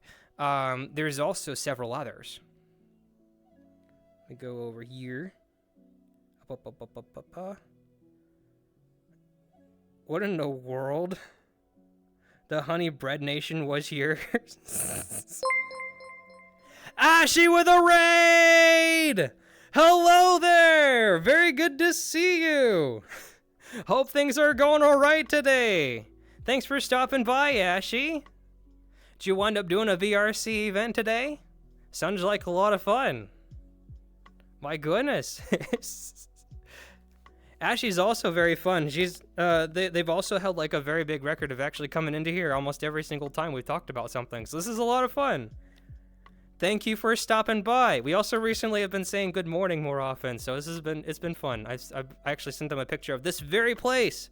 Spoiler alert, they got a little bit of a preview before anybody else did. They were the first to see this. Anyway, very good to see you from Ashy's stream. I slammed my Kindle, and I don't normally do these. We'll typically do a Just Chatting once every month. We skipped last month because we were participating in something called the Starlight Children's Foundation. And in fact, Mr. Don Twilight over here managed to get us to our $200 goal by actually basically just dunking the entire thing with $100. So $100 brought him towards this particular topic that we're going over today, which is Japanese mythology, folk tales, and urban legends. So that's kind of where we are right now. We're talking all about that stuff. Thank you guys very much for stopping by. It's been a lot of fun talking about it thus far. We're actually in the middle of talking about the very functionalities of why Japanese typically will have their stories the way they are. So we went through Shinto, and we're actually comparing it to another part, which is Christianity. So that's Western culture versus like the Eastern culture, and we kind of figure out how the whole picture is by putting everything together. So that's kind of where we are at the moment. But I hope you guys have a good time here. You're more than welcome to stick around.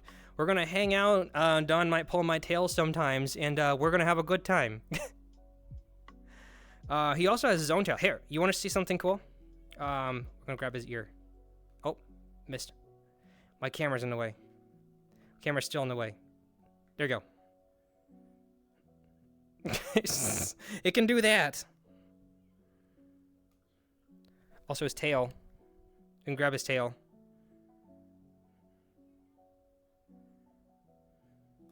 It goes very far. Okay. So, without further ado, let's continue.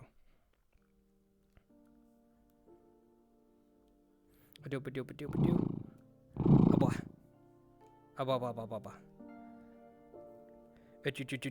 were just talking about denominations, actually, of the different types of Christianities, right? So, as my glasses.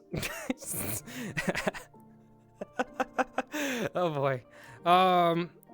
So Shinto actually is practiced in various different ways across Japan, right? So they have various different methods of doing so.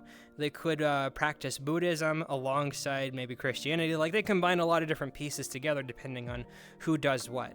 Shinto in itself is not really a practice that is like fully like gone in 100% by everybody. And typically they will go with the flow per se. And sometimes they'll just use it as more of like legend to kind of help them guide them throughout their time. In Christianity, they also have something similar where like not everybody practices Christianity the same way. And in fact, the version that is the most popular is called Catholic. Inside the Catholic denomination, we have a version where we actually pray to Mary or even other angels. So it's one of those things that not a lot of communities will practice, but it's because I believe it's because Mary was basically like the earthly mother of Jesus when that happened around there. When it comes to other denominations, they're also Presbyterian and Baptist. So for the name specifically, that's actually the denomination I'm in myself. Baptist is one where we actually do not baptize children that are basically like young infants, right? So basically we want to have them understand who Jesus is and what they did for their lives. If they're old enough to do that, then they have the ability to be baptized. But other than that, that's basically kind of like the main thing for our baptism. We also do practice things such as like the Lord's Supper and whatnot. That's kind of like the main part of our denomination. There's a couple others, and I also talk about non-denominational in my notes. So interestingly about non-denomination is that prior to the name, you have a system that kind of just sort of explores it for itself, right? You grab God's words, kind of like the main foundation, and you kind of roll with it. It's something that is going to heavily vary, and it very much reminds me of like how Shinto kind of like winds up flowing anyway in Japan. What's interesting is that I was actually in a non-denominational church for one service, and they were like, okay, let's give praise to the Lord, and they give out claps. That's basically what they did for their praise. And I was a little bit confused, and it was like, okay, well, that's an interesting way to do it. So they have their different methods of actually praising. So you have yourself like Baptist, non-denominational, you have Catholic, Presbyterian, all these different ones. Catholic tends to be the very largest one with over 1 billion members. The smaller ones typically will have member counts of 100 to 50 million. So they're a lot smaller. Baptist is something like around the lines of 50 million.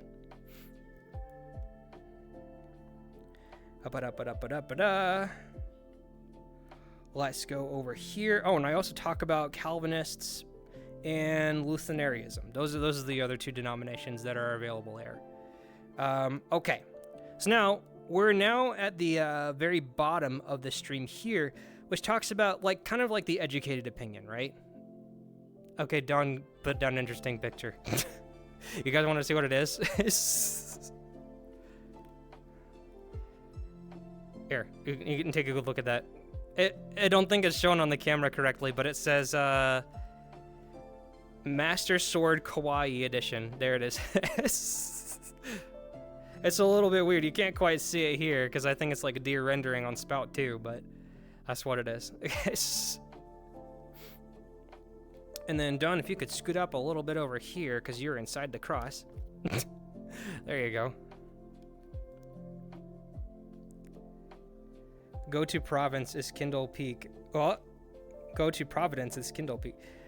I don't think what do you mean by Providence? I'm kind of curious. Actually came through well. Well, really? Okay. Oh, gotcha. All right, so to summarize the difference between basically Shinto and Christianity, I think it's going to be a very sharp contrast, right? So on Shinto, you have yourself motions that go through the world's eyes, right? So with Shinto, you have various different actions that define the world, right? 8 million kami, aka infinite amount of kami, define the various different things. So you have things like the sun kami, the storm kami, and a couple others that kind of have their own conscience. It's like a conscious nature to that aspect. Very similar to Stoicism, except that you have yourself more of something that has intent on the very little things that happen in life each and every day. Given all that circumstance, the realism that happens within it winds up also protruding in something like Japanese media. So, for example, Japanese media is probably not going to shy away from something like intense violence or blood or gore or anything like that. So there's a lot of stark differences that happens within there. If you were to create some Christian media today, the very big thing for us is while we do acknowledge that there is a lot of violence in the world and it does happen, unless we're talking about the history of Jesus and himself or just the creation of the world or typically what happened in the Bible, if we're creating media that pleases the Lord, you're going to have more of that fruits of the Spirit that typically will be more prominent in those things. So again, love, joy, peace, patience, kindness, goodness, faithfulness, gentleness, self-control. Those are all things that were memorized in my head as I was growing up in school. But all those principles wind up going towards something that is love. When you wind up having love as your main driver for the type of media that you create, those things will also create ultimately what God would want you to have. So it's not that we wind up having violent Christian media all the time. And there's actually a very violent, I believe a rated R movie that talks about how Jesus died on the cross. I don't remember the exact name, but it's very intense, very gory actually. But if you wind up seeing media created by a Christian, very much likely they're following God's principles and they wind up showing and demonstrating love more than something like violence. So it's not something that we necessarily celebrate ourselves, but we acknowledge it's there, but it's something around the lines of that we just want to follow God's principles and make sure that people are happy and are able to have love demonstrated towards them. That's basically, from my own educated perspective, why Shinto is vastly different from, Western culture and how they would perceive things, right? That was also another thing that I wound up learning from watching even a YouTube video. It was talking about the deep contrast between how Japanese views evil, but then they kind of, they kind of understand the middle grounds of why somebody would do something versus on Western culture, they have the light and dark. So the guy kind of summarized and said, you kind of need a little bit of both of that to kind of understand some of these stories. But generally, Christianity typically will go towards the core values that God wants, which is, at the end of the day, is going to be love.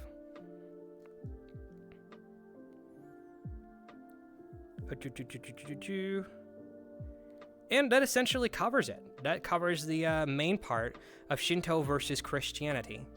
From here, we're actually going to move on to one more set of stories, and that's going to be the urban legends. Now, these are going to be interesting. Let me go ahead and switch my slide. We got ourselves a city, but the reason why we do have a city is because these are based off of stories that people kind of perceived as true at the time. It was kind of interesting. You get all sorts of different things, like rumors of why something happened, or you even get something like a yokai that pops up, and it comes up as like a very spooky story. So we'll get across these different concepts here, and I think we have up to like 3 or 4 of them. So we'll go over those. It'd be quite interesting. They're basically like urban legends that we have in the United States. So if you ever heard of the arcade machine called Polybius, that's an urban legend that we have here in the United States. So that'll be an interesting topic that we'll go over. We won't go over Polybius specifically, but we'll have like a Japanese analog that will go over various different things.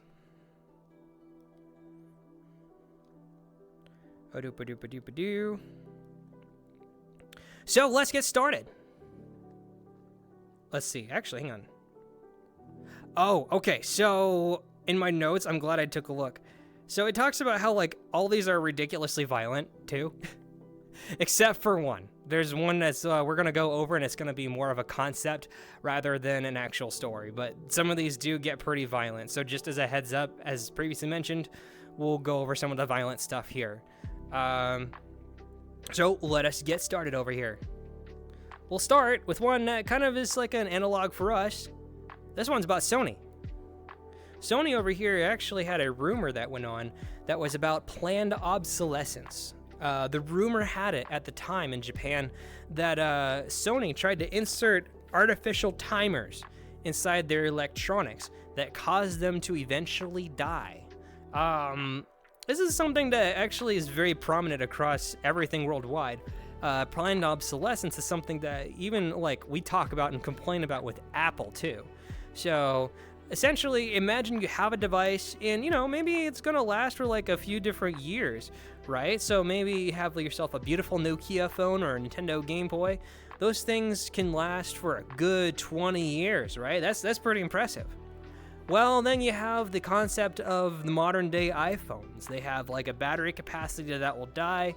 They're not really designed to have batteries that last a very long time. And you get things such as bend gate. I don't know if you guys remember what that was, but when I had an iPhone 6S, the bend gate was essentially a very easy way to kind of ruin your iPhone by making it go. So, I mean, that one is not really a violent story as much as like electronic violence, if you kind of count that. I accidentally stopped a stream. I apologize. I did not mean to do that. Hopefully there's like hopefully we have a pulse. I apologize. Whoops. I meant to like grab my chat. So for context, if you guys are like still alive, I actually have, what is it? I have my chat on Firefox. And then I also have like a tab with Japanese lo-fi that's going on. And then we have Mr. Dawn Twilight in the background, and then we also have my notes. So the stream button was like right there. So it was kind of bad. Anyway, we'll go ahead and continue. Hopefully the stream is like still going. I need to actually check that. We go to Twitch. We go here. Channel. We still alive? I think we're still alive. Let's just make sure. Okay, cool. We're still alive. That's good. Oh boy. Okay. I think we're good. I think we have a pulse. I did slam my Kindle. Oh my gosh.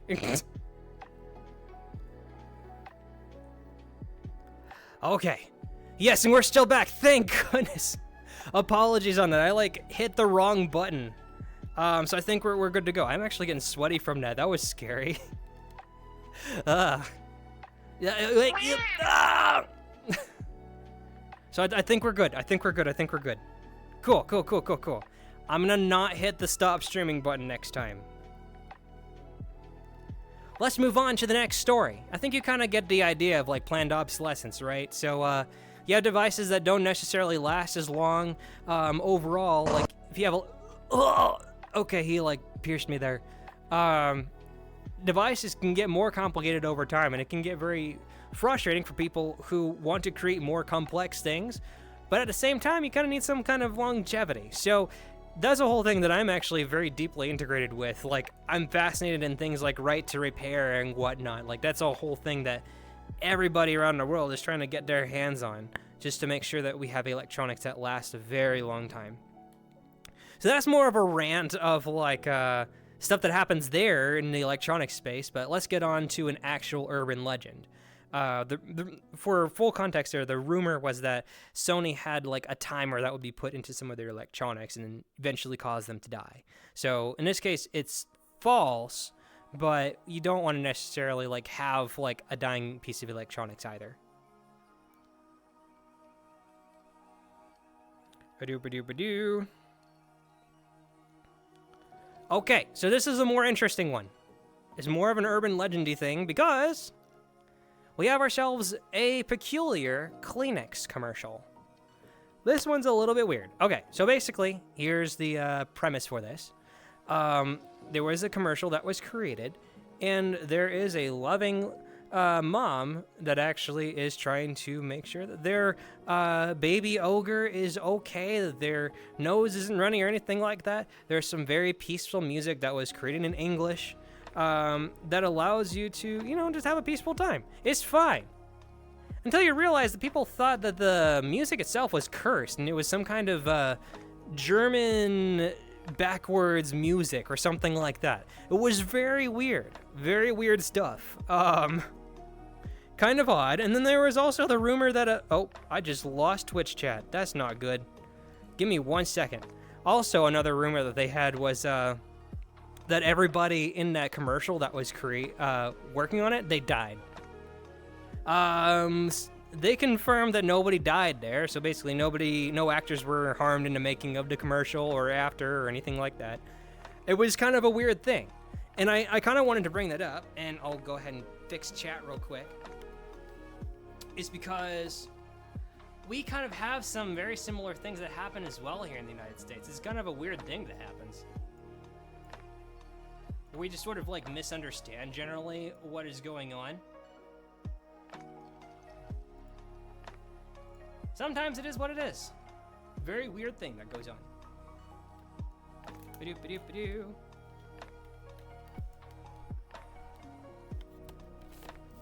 Here we go.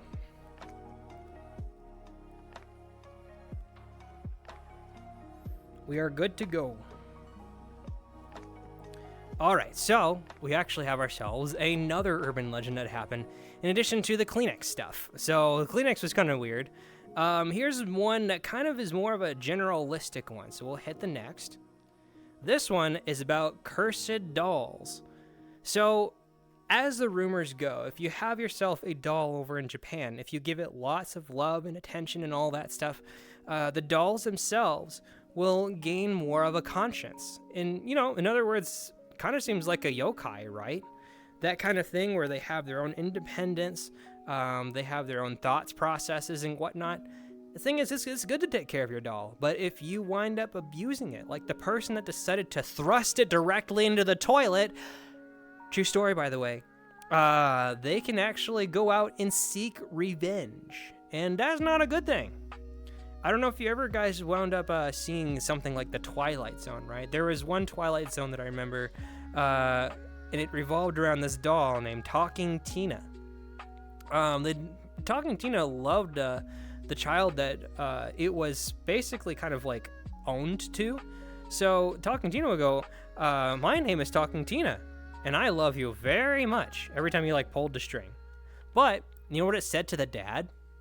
My name is Talking Tina, and I'm going to kill you. That's not good.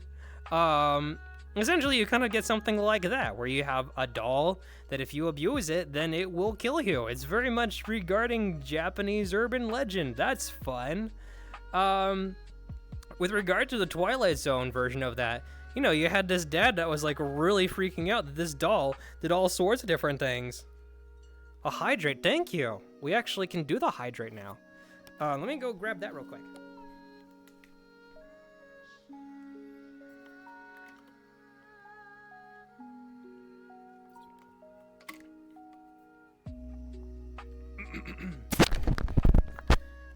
You'd be oh gosh. Don, no!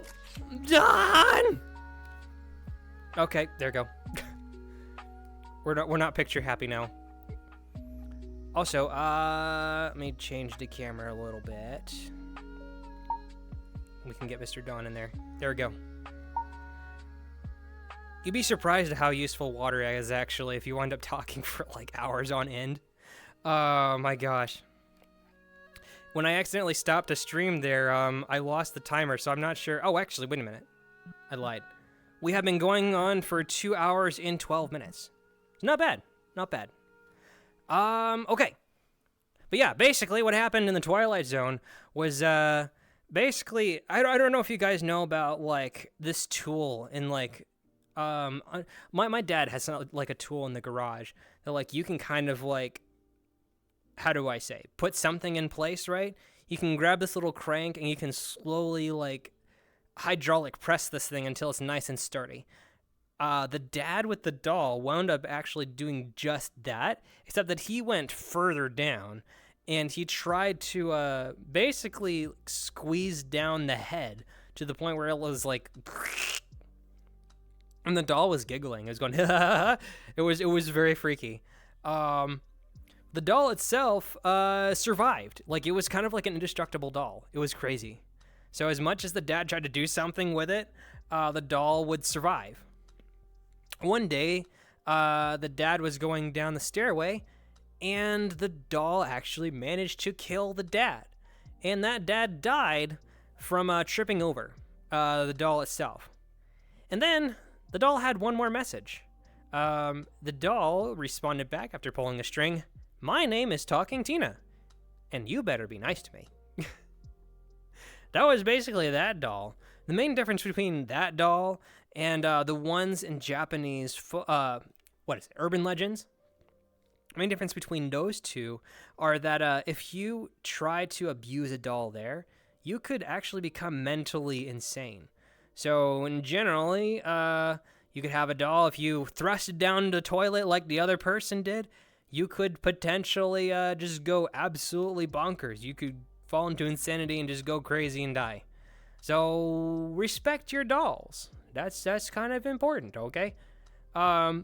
This particular picture right here isn't necessarily like a Japanese doll. It was one that I picked up from the commons.wikimedia.org, which actually is a very good source. When I release the notes, one of the things that they want you to do is to release the notes under like Creative Commons share like license. That's like most of the pictures that happen over there. If you ever need some kind of stock imagery, it's a really good place. There's also another area that offers like vector graphics images too, and those are like freely distributable. They have public domain or they have Creative Commons licenses as well. So it's good stuff. Official Corpo! Hey Corpo, it's very good to see you. Oh my goodness. Long time no see, buddy. We got to hang out in VR chat sometime. How are you doing today?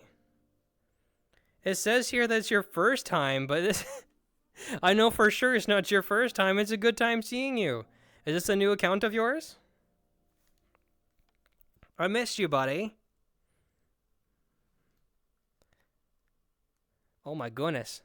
Let's go ahead and talk about the next topic that we got. Oh boy.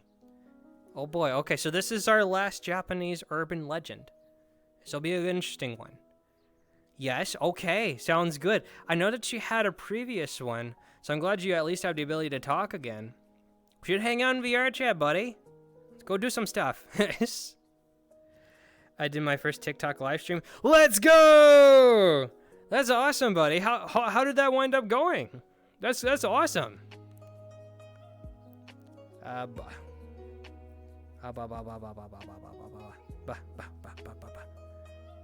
You got purple cheeks. Yes. That's also unique to this avatar, specifically. Oh, okay. Interesting.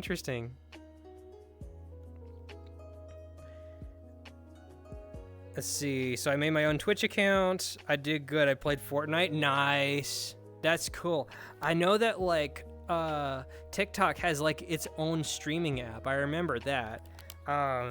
You're actually in luck too. Now that we're actually on the concept of it, Twitch recently opened up and they allow you to have like a dual cast. So for like the majority of Twitch's lifespan, you weren't allowed to cross-platform stream. It was against their terms of service. So if you tried to stream on YouTube and you tried to stream on Twitch, you could get in trouble for it. Nowadays, you actually do have the ability to cross-stream. So if you ever want to do like a TikTok stream and a Twitch stream, you should be good to go. Just make sure that on a technical level, you have as much upload speed as you can. So that would be about 6,000 kilobits per second per platform. On Twitch, that's how fast I'm going right now. I'm like 6,185. That's what it says in mine. That's awesome. Congratulations. We're going to have to give this guy a follow. Yes. Actually, you give me a second here. Are you going to be planning on streaming on this Twitch account? Actually, I'll wait for a response for that. If you're going to stream on that Twitch account, I'm going to do something special, okay?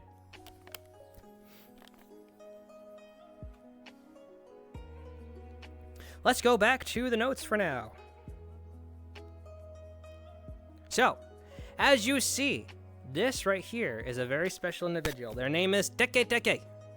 Teke Teke is interesting. Long ago, there was a young lady that was trying to catch a train. They managed to they didn't catch the train caught them. Resulting in that, the violence alert here, they got cut in half by the train. And they died. Or did they? What happened was, they have the ability to still walk on their hands, and that's all they have, because their bottom torso got cut off. And then, as they walk, there's... And then, see right there? Their backbone, quite literally, that drags on the ground. So that goes... That's Teke Teke. That's Teke Teke for you. They continuously walk around. They haunt the train station. If you wind up seeing Teke Teke, chances are you're not going to last very long. So you got to get out of there as best you can. Sometimes Teke Teke may ask you a question. They may go, where are my legs? If you answer in a way that she doesn't like, well, let's just say they do like your legs. Yo, hang on. Corpo, thank you for the follow. Let's go. We did it, guys. Holy cow. You are the 250th follower. We did it. We got to 250 thanks to Mr. Corpo and all you absolute legends. Thank you so much. We did it. Woohoo! Yeah, but I'm going live at 6:45. Nice.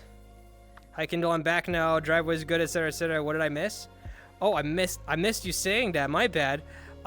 We just went over a whole bunch of things. We're currently on the last Japanese urban legend, but we also went across Shinto versus Christianity. That was the main piece, and then we also went over Japanese folktales, which I do believe you got to see. So that was the main set of concepts that we were going over. We're going over the last one over here, which is Teke Teke, and that is the haunted girl that only has their front on top of them. They lost their bottom torso, and they are haunting the entire train station. Let's go! That's awesome. We made it to 250. Well, I'm gonna go get ready to stream. Okay, buddy. Well, you know what? You're not gonna get out empty-handed here. Give me a second. Do-do-do-do-do-do. If I can do this properly. Copy. Oh wait, did I do copy link? Give me a sec. That! Copy. There we go, that's the right one.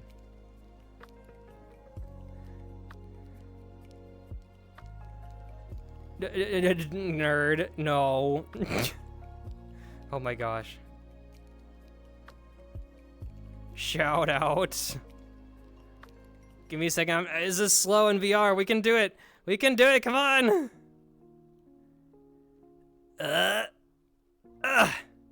There we go. Follow Corpo. He is going to do stuff on Twitch. He's gonna be an awesome Twitch streamer. You gotta go follow the guy. All right.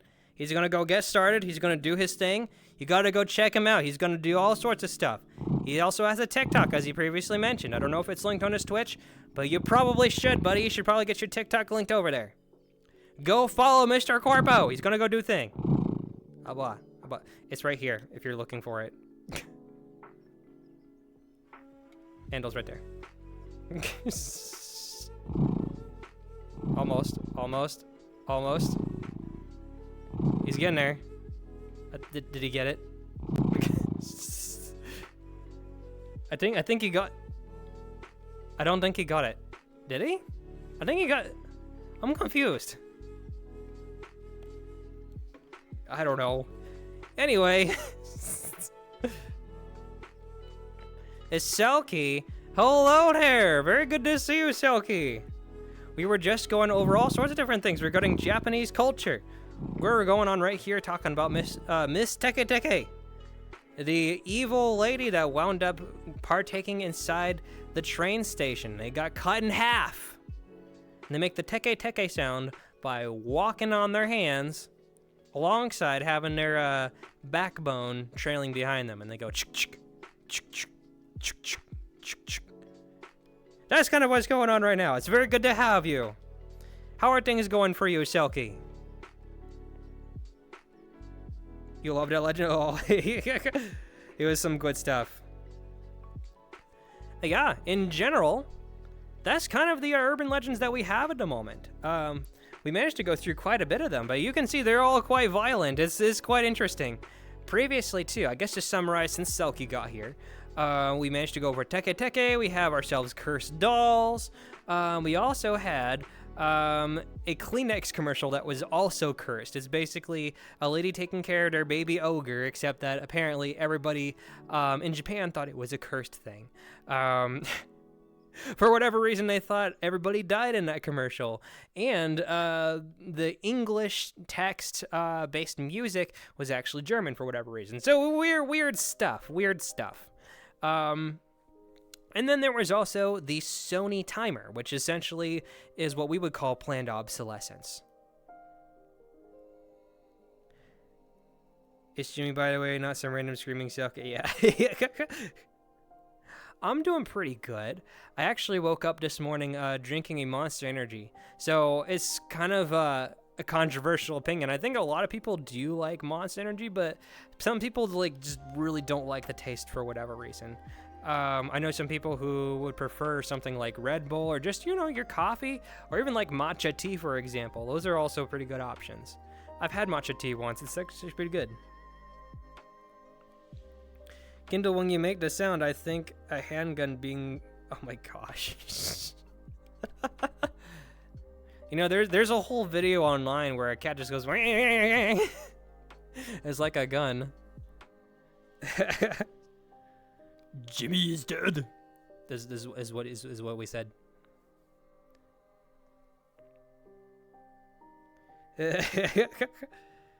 The sour spray. Oh my gosh. Can you do the Flossimo? Oh my gosh. Corpo, it is possible that I could possibly do the flossy mode. I am not very good at the floss, but we can try.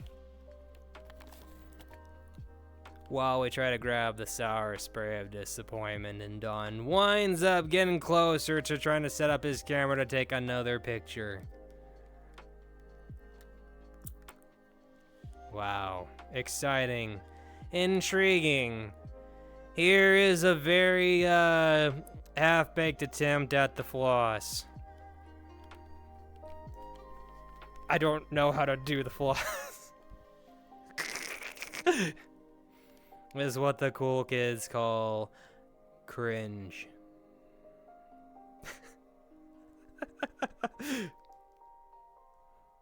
Hold on, my keyboard decided to die. That's not good.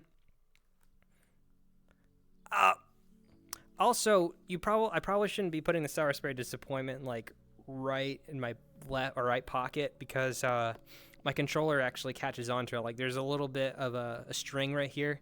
It gets caught. It's not good. You gotta go. Okay, buddy. Thanks for stopping by. You guys go follow Corpo. Go check out his stream. He was doing the fork and the knife. He's got this. Go check him out. Mr. Dawn Twilight decided to redeem the sour spray of disappointment. You practically asked for it when you mentioned it. Wow, Dawn. Such a beautiful insight. Amazing. Incredible. Anyway, back to the topic at hand. Teke! Silky white. Oh. You want to make me do the sour spray? Again? Again? Oh boy, we'll go ahead and do again the sour spray of disappointment. Once more. Wow, incredible. You guys are a very impressive audience who have very diverse interests. Pun intended. Okay, fix my keyboard. Congratulations. Congratulations. Anyway, let's go ahead and continue on with the next topics, which is all about having inspirations and references to Japanese culture. H. Why, thank you. I do, in fact, love diverse interests. Exactly. Dawn Twilight, you decided to do the sour spray of disappointment again. Hang on. I think I sprayed it in my pants. That was not good. My back pocket. I've gotta go now. Gotta have a good stream. Okay, Selkie, thank you for stopping by. It was great to have you. It was very exciting for you to drop by on this exciting, beautiful, and flamboyant stream. Wow, I'm gonna put this on the bed now. Have a good day. Take care. Do it again. I just threw it on the bed. Hang on.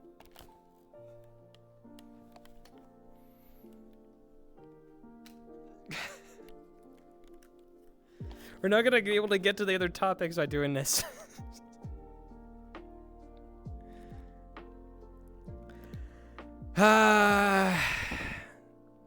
Seven Grace has redeemed the sour spray of disappointment, wasting another 25 points by not...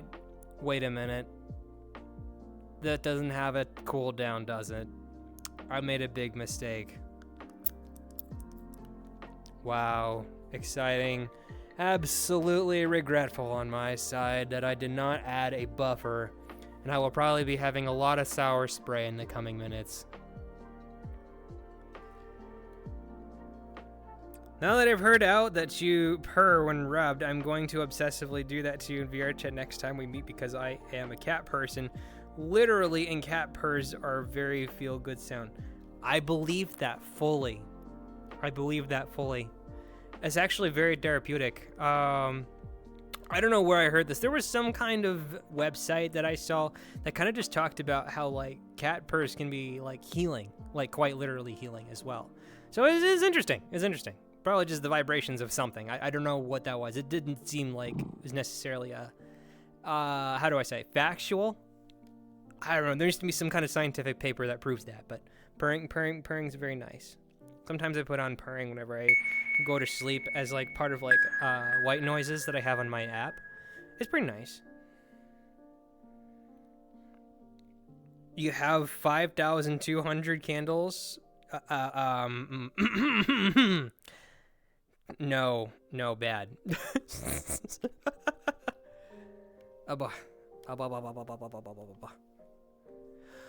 Okay, so if we can get through this, we'll go ahead and go to the inspirations, shall we? Shall we? Wonderful, our first inspiration. Let's go ahead and talk about it. Wait, you can't sleep without the white noise? Me too.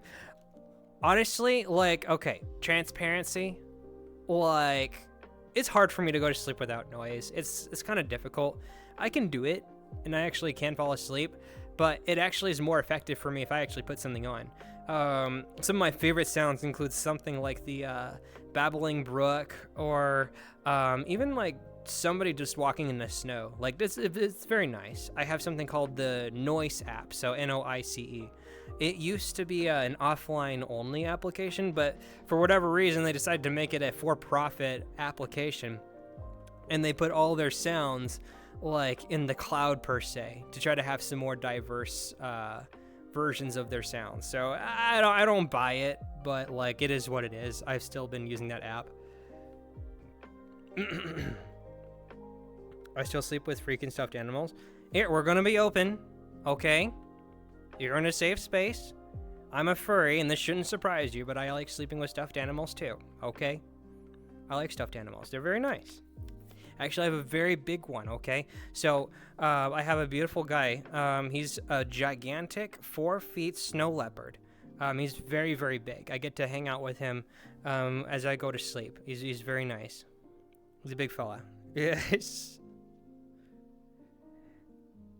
If I don't have something to wrap my arm around my white noise, I get hyper aware of every single sound that happens. Oh, I see. You have particular sheep that you like? Oh, that's nice. The sheep are very fluffy. Well, no, stuffed animals are very nice.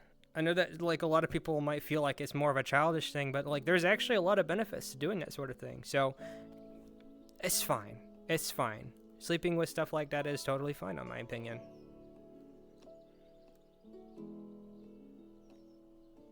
Okay, so as we have been seeing for the prolonged, I guess, minute or so, we have ourselves some inspirations. So in Japanese culture, we have things that wind up going as a result of being in the sense of itself. So as you see, we actually have a torii gate, as basically has been like the entire duration of the stream we've been in this torii gate. But something fascinating about it is that it was the inspiration for being able to bring a spaceship through it as an obstacle. So, in other words, Star Fox. Oh, we have a Dawn. He's also purring. That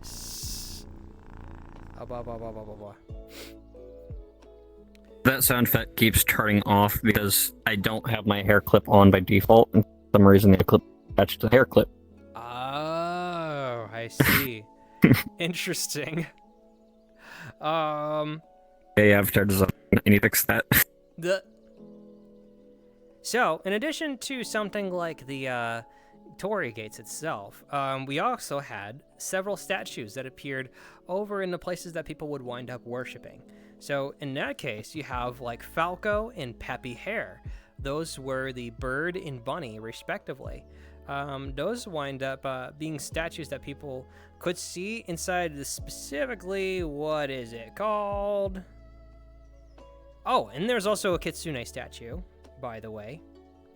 So the kitsune statue is the result of trying to bring in Star Fox. Senbon. That's what it is. Senbon. The Senbon gates. So around that area, you had all those animals. You had yourself Peppy Hare, you had yourself Falco, and you had yourself a Kitsune, which was the inspiration for Star Fox. And alongside that, you had yourself the Torii gates. So all of that wound up being a situation where you have a full inspiration for your game.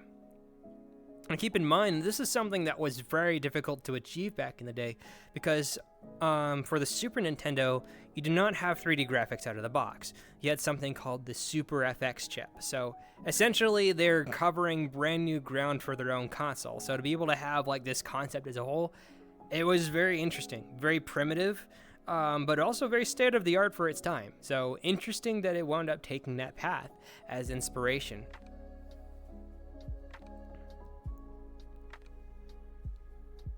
Hold on, some stupid ads played. Can you repeat the last like 30 to 45 seconds, please? I want to hear more of your deepest, darkest secrets. Oh, wait. That was also 45 seconds ago.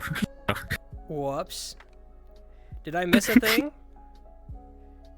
Okay, well, if you want to hear about it, I don't know if you heard about it, but I have a snow leopard. He's about 4 feet tall, and he's a very big fella. I get to sleep with him at night, too. So there's no shame in that, okay? Because it's very relaxing to be with something like that.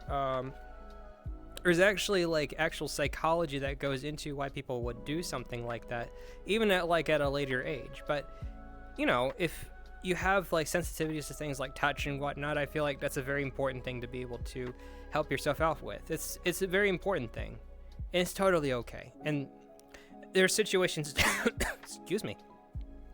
There's situations too where like full-grown adults will also just hold plush toys as well, and they'll also collect them. They'll put them on things like a hammock. It's actually really interesting and creative. So, like it's something that can go in far within adulthood. There's a whole culture for that too. More than all right.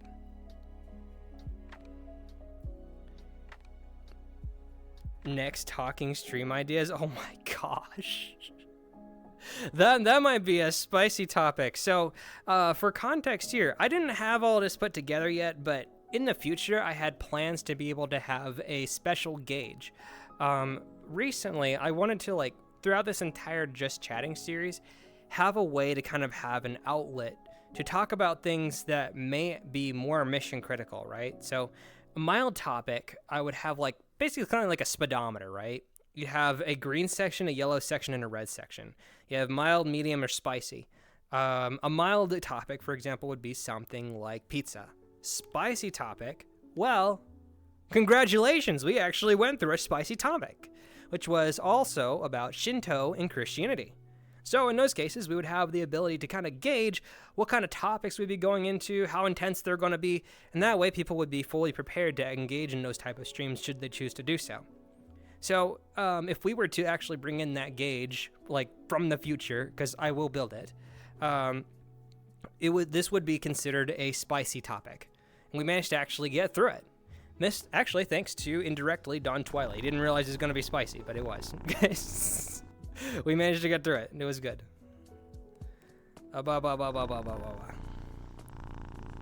You got toast. What do you get? You got a waffle and toaster. It's actually pretty good. Next Just Chatting stream is on cars, and I'm going to be special. Oh my gosh. We have something called a democracy car nerd. Depending on like what will be talked about, I'm actually going to be switching gears to more serious topics eventually. I still want to bring in the lighthearted topics. Like I may flip-flop between those two. I want to introduce more serious topics, and I also want to have lighthearted topics. So if we go into the lighthearted topics, we'll have a democracy. Bring in your suggestions, and we'll actually like rally all that stuff up. If you were enjoying what we were having right now, even though I'm not fully educated in the art of Japanese folktales and whatnot, this is 7 days worth of research. So that's what we got. If you like that kind of stuff and you want to hear topics about it and you want to be engaged with it, similar to how Dawn Twilight is, put in that entry, we'll do a vote, and we'll have that happen at some point. Cars. Oh gosh. You remind me of a comic strip that said cats.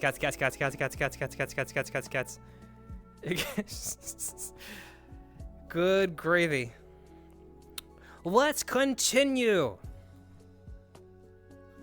Blah. Steam UI always gets in the way.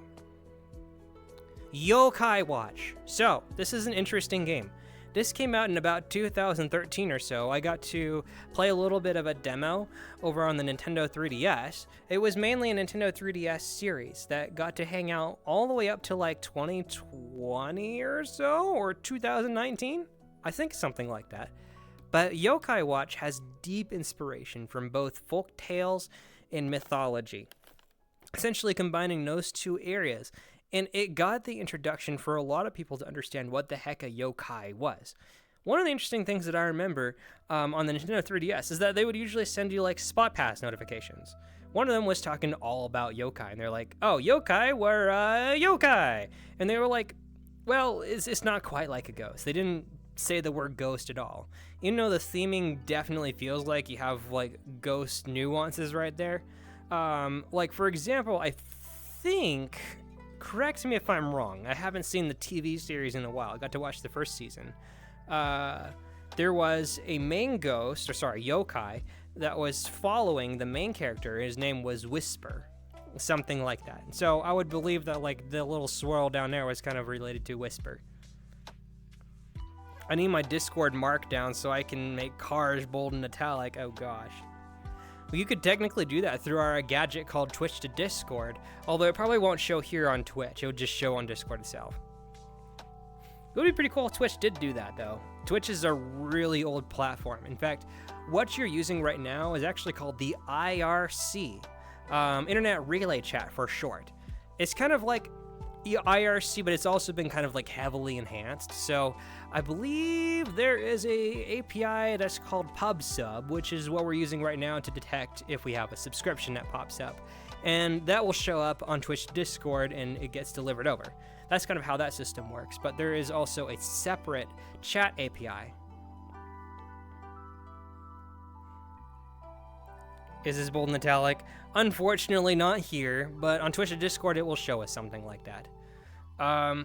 What is it? But yeah, the IRC Internet Relay Chat is a very interesting technology. The fact that like Twitch still uses this as part of their system is absolutely ridiculous.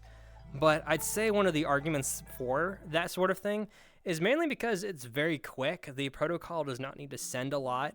And so as a result, you have the ability to have tons of flooded messages in chat. It just goes boom, boom, boom, boom, boom, boom, boom. And we're not just talking about like our channel right here. We have like a total of 7 viewers at this time. I imagine having something like 9,000 viewers. Something like if you go to Nintendo's stream, if they're actually doing anything, they go absolutely bonkers in that place. But to be able to store everything and watch that and then do a chat replay, that's a lot of stuff that they have to store. But it's also useful because, you know, Internet Relay Chat doesn't necessarily store all your messages. That's something that Twitch does and saves them for later. It's a very interesting piece of tech. Back to Yokai though, this was a series that popped onto the Nintendo 3DS. Basically the goal behind that is that you were able to go about your life and solve everyday tasks using yokai, or being able to help people out using yokai as well. Sometimes you would undergo yokai battles, and you would be able to use their abilities to kind of do some combat.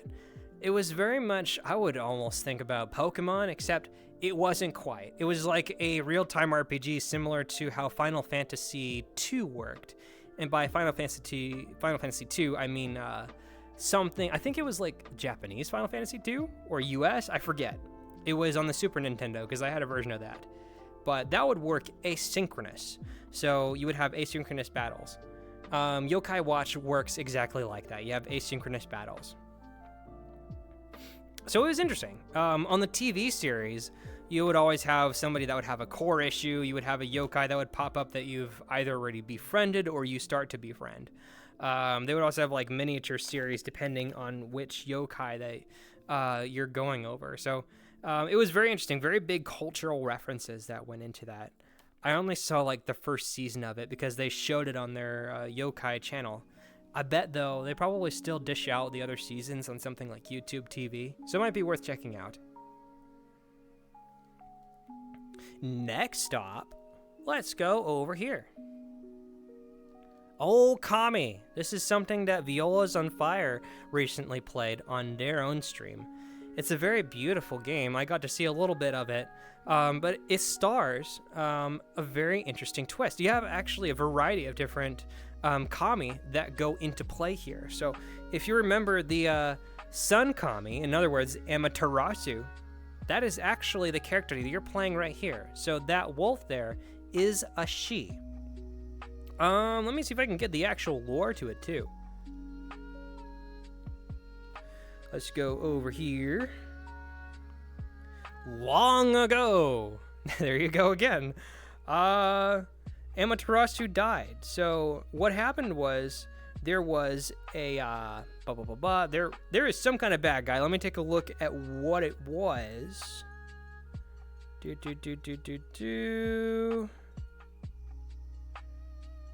Aha! Yamata no Orochi. That is the bad guy that wound up taking things down. So, because there was a few people who do not believe in the legend that happened a long time ago, they actually released Yamato. Resulting in that, they also tried to reincarnate a hero, which is Okami Wolf, or Amaterasu. She wound up befriending another person that we actually got to see, which is Isan Boshi. So, Isan for short. Isan Boshi got to hang out on top of Okami Wolf, and instead of being like a samurai warrior, Isan wound up being like an aspiring artist. And that kind of combines into play here because Okami wound up doing a lot of drawings as well in that game too. So being able to draw and being able to forge things as a result of those drawings allows them to make progress in the game. It was interesting because they had like a cel-shaded style of game to make it look more like a drawing that was being done for native Japanese folk tales. This is a very fascinating game to partake in, and what's very exciting is that despite being a commercial failure back in its day, they are successfully making a sequel right now for this game. It's very cool.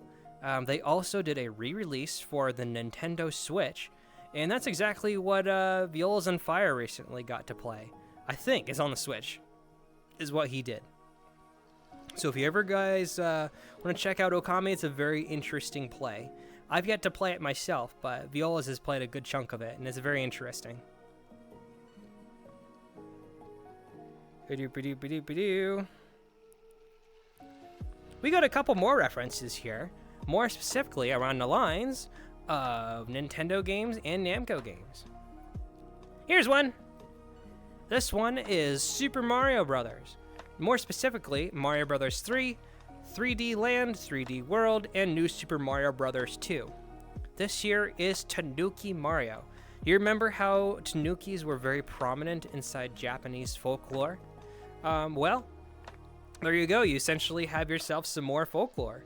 Mario winds up taking the form of a Tanuki. Tanuki have the ability to float and fly and be very acrobatic. So as a result of that, you would think that maybe that's Raccoon Mario. No, that's Raccoon Dog / Tanuki Mario. Mario himself has the ability to do floating.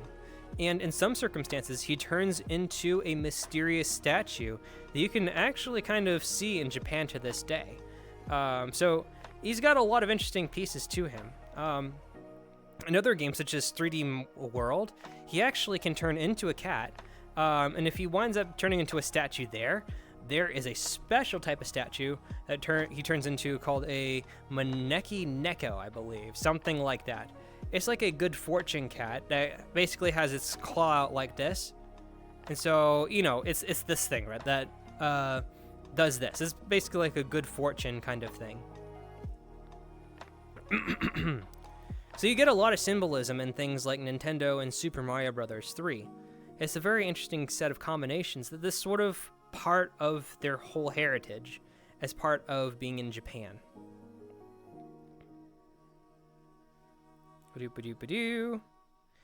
Next up is our last reference.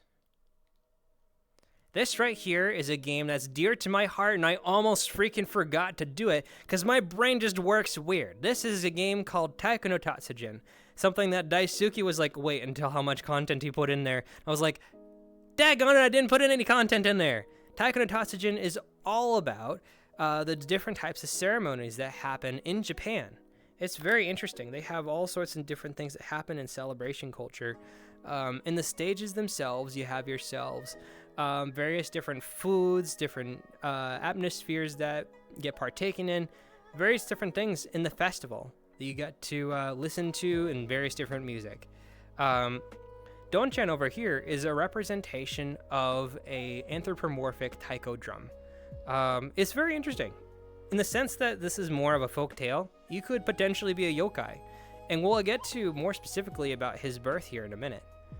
You'll see here, this is a picture of the soul that gave birth to the two taiko drums. You have Donchan and Gachan. This is basically like a music yokai. Has the ability to bring in the music soul to anything that deserves to be able to bring more noise. So in this case, this soul wound up bringing in more of a soul to these. Similar to how kami are able to make more kami, this soul was able to give a soul to these taiko drums. So as a result, you have Donchan and Gachan that were able to be born. They look like this. Those are little guys. And so from there on out, they had two different teachers. They had Master Bachi. And actually, Bachi, while they are two different drumsticks, they are actually one soul put together. Even though they have two faces, they are one individual. But their goal is to become the very best taiko drums that they could possibly be. More specifically, if you wind up doing really well in Taiko no Tatsujin, you become a golden drum in a sense. So if you do really exceptionally well, that's when you glow and shine, you become the very best. So it's a very powerful game. I really personally enjoy it. It's something that goes directly into the soul. Whenever you play the game, the rhythm actually has something that gets measured called the soul gauge. So whenever you do perfect in the game, your soul gauge gets full and it turns into rainbow. Your character sparkles and it gets really exciting. Like this whole thing is all about getting your soul fully engaged into the spirit of what you're doing. So it's a very strong game. I really enjoy it personally. And then I would say, congratulations! We made it through the entire thing. That was the whole encompassment of Japanese mythology, folk tales, Shinto, Christianity. We also had urban legends and references to Japanese culture. It's very clear that Japanese culture in itself has had a long cultivation, something that's vastly different than a whole bunch of other things that we personally see here in Western culture. With Japanese culture, you have things that have grown over time, whereas over here, especially in the West, where we live in the United States, we have things that have culminated from all sorts of different countries. We do have a central point of view when it comes to Christianity, yet we also have denominations similar to how Shinto winds up practicing things in different ways. So to have the different comparisons and contrast in this very small little world is very fascinating to be able to undergo. They have their own stories and they have their own legends, and it's very fascinating to dive deeper every time we wind up discovering more. So there you go. For those who are still alive, we have one more section, and that is our special trivia game that we're going to be playing here soon. This trivia is going to encompass all the things that we have learned today, alongside some extra things. So if you guys are awake, here's how the trivia works. Essentially, your goal is to answer one of 4 answers. You have A, B, C, or D. If you wind up chatting, or if you wind up putting it in your Twitch chat, one of those letters, that will count towards your answer. And at the end, we'll have that revealed, and we'll move on to the next question.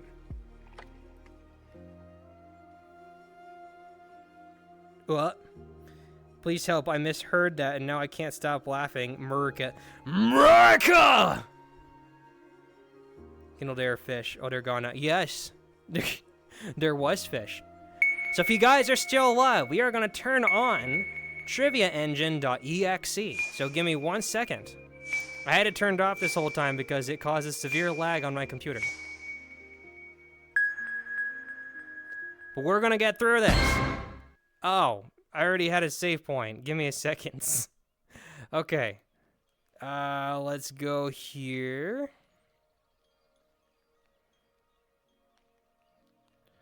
Let's go ahead and hit presenter view, and we're gonna go through all the questions. All right. If you're all alive, let's give this a go. Question number 1. The Japanese had a rather unique perspective on how the world gets assembled over the course of time.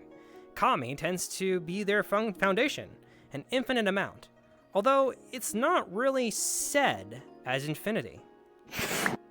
What number in Japanese also means infinity? And after this, a timer will go off. 30 seconds. You have 30 seconds to insert your answer in the chat.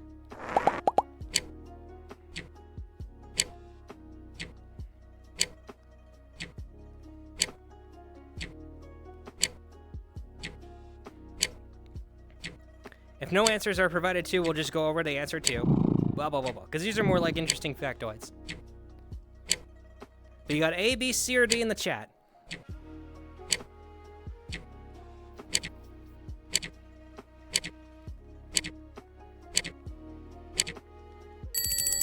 There were no answers inserted. However, the answer is none other than 8 million.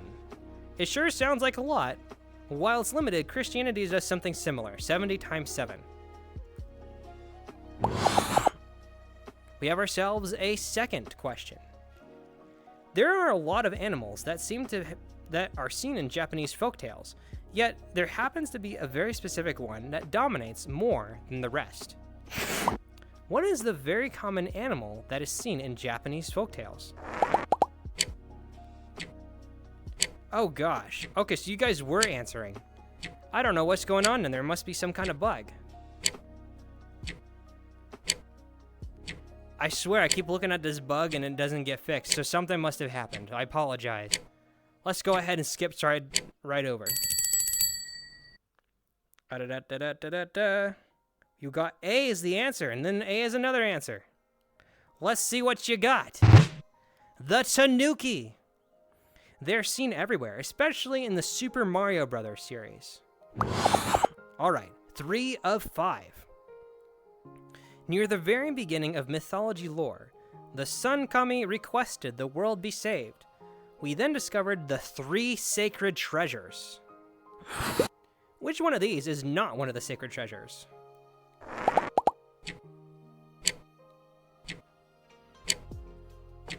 And Splatoon. Oh, I didn't know about that. That's actually pretty cool. Oh, we got varying answers. This is interesting. Let's see what we got. Wings were not sacred treasures in Japan, but Pit, from Kid Icarus, had his own sacred treasures to take down Medusa.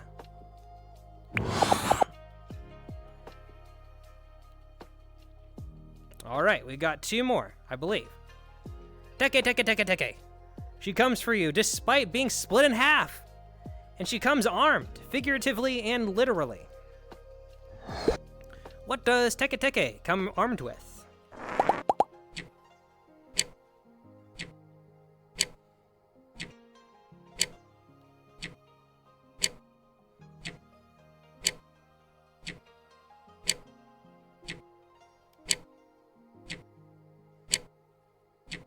Interesting response.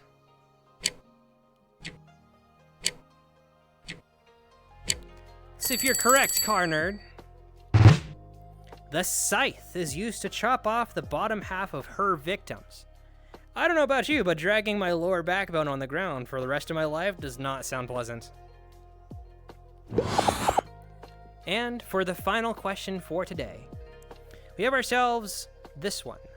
There is a young fella that takes on several hobbies, from art to being a samurai. One day, he met a wolf named Okami. Who helped Okami the wolf fight off the evils of early Japan?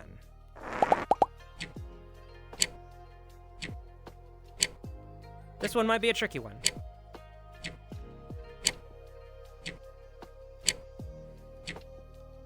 Is that so? Interesting. Well, Mr. Carnard, I believe you are correct. Isan Boshi. In his original lore, he was the one with just a bowl for a boat and a needle for a sword. In Okami, he was an aspiring artist and proceeds to partake in a lot of antics. There you have it. That was the full trivia, and for some reason it's still freaking bugged, even though I fixed the bug and now it's back. I don't know what's going on. But that was the entirety of today's stream. I genuinely appreciate y'all coming by. And we managed to go again, once more, for 3 hours. I think we managed to get our time's worth out of it.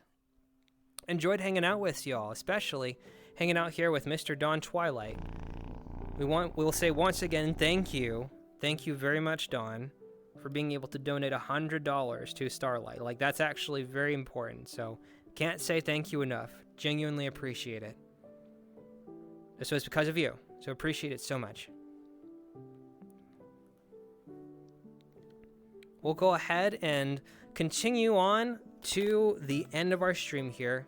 Right now, we're going to go ahead and raid out to a fine individual. One, in fact, that you probably just now saw. I don't even have to go over to my computer to do this.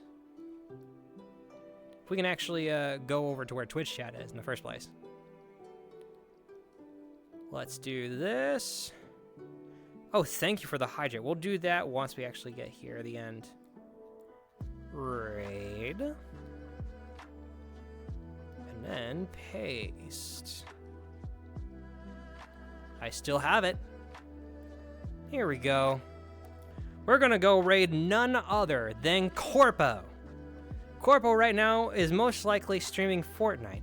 As you heard previously, he is currently getting into streaming, and he currently has streamed on Twitch. So if you guys want to check him out, we're gonna go hang out with him. This next week right now, we are actually gonna be playing a game called FNAF Security Breach, which is, well, also this guy's fault. So we're gonna go ahead and play Security Breach this week somewhere. I've got to set up the schedule. But I appreciate you all stopping by for a little bit, talking about mythology. Take the candles and leave. Oh my gosh. Thank you guys so much for stopping by and hanging out and doing mythology with us today. It was a lot of fun. Genuinely appreciated it. Hope you guys have a good rest of your evening. You guys take care, all right? You guys stay safe, get some hydration. Hope you guys have a good rest of your evening. I'm also gonna go to Twitch over here so I can watch the raid too, because I'm stuck here. All right, see you guys later. Take care.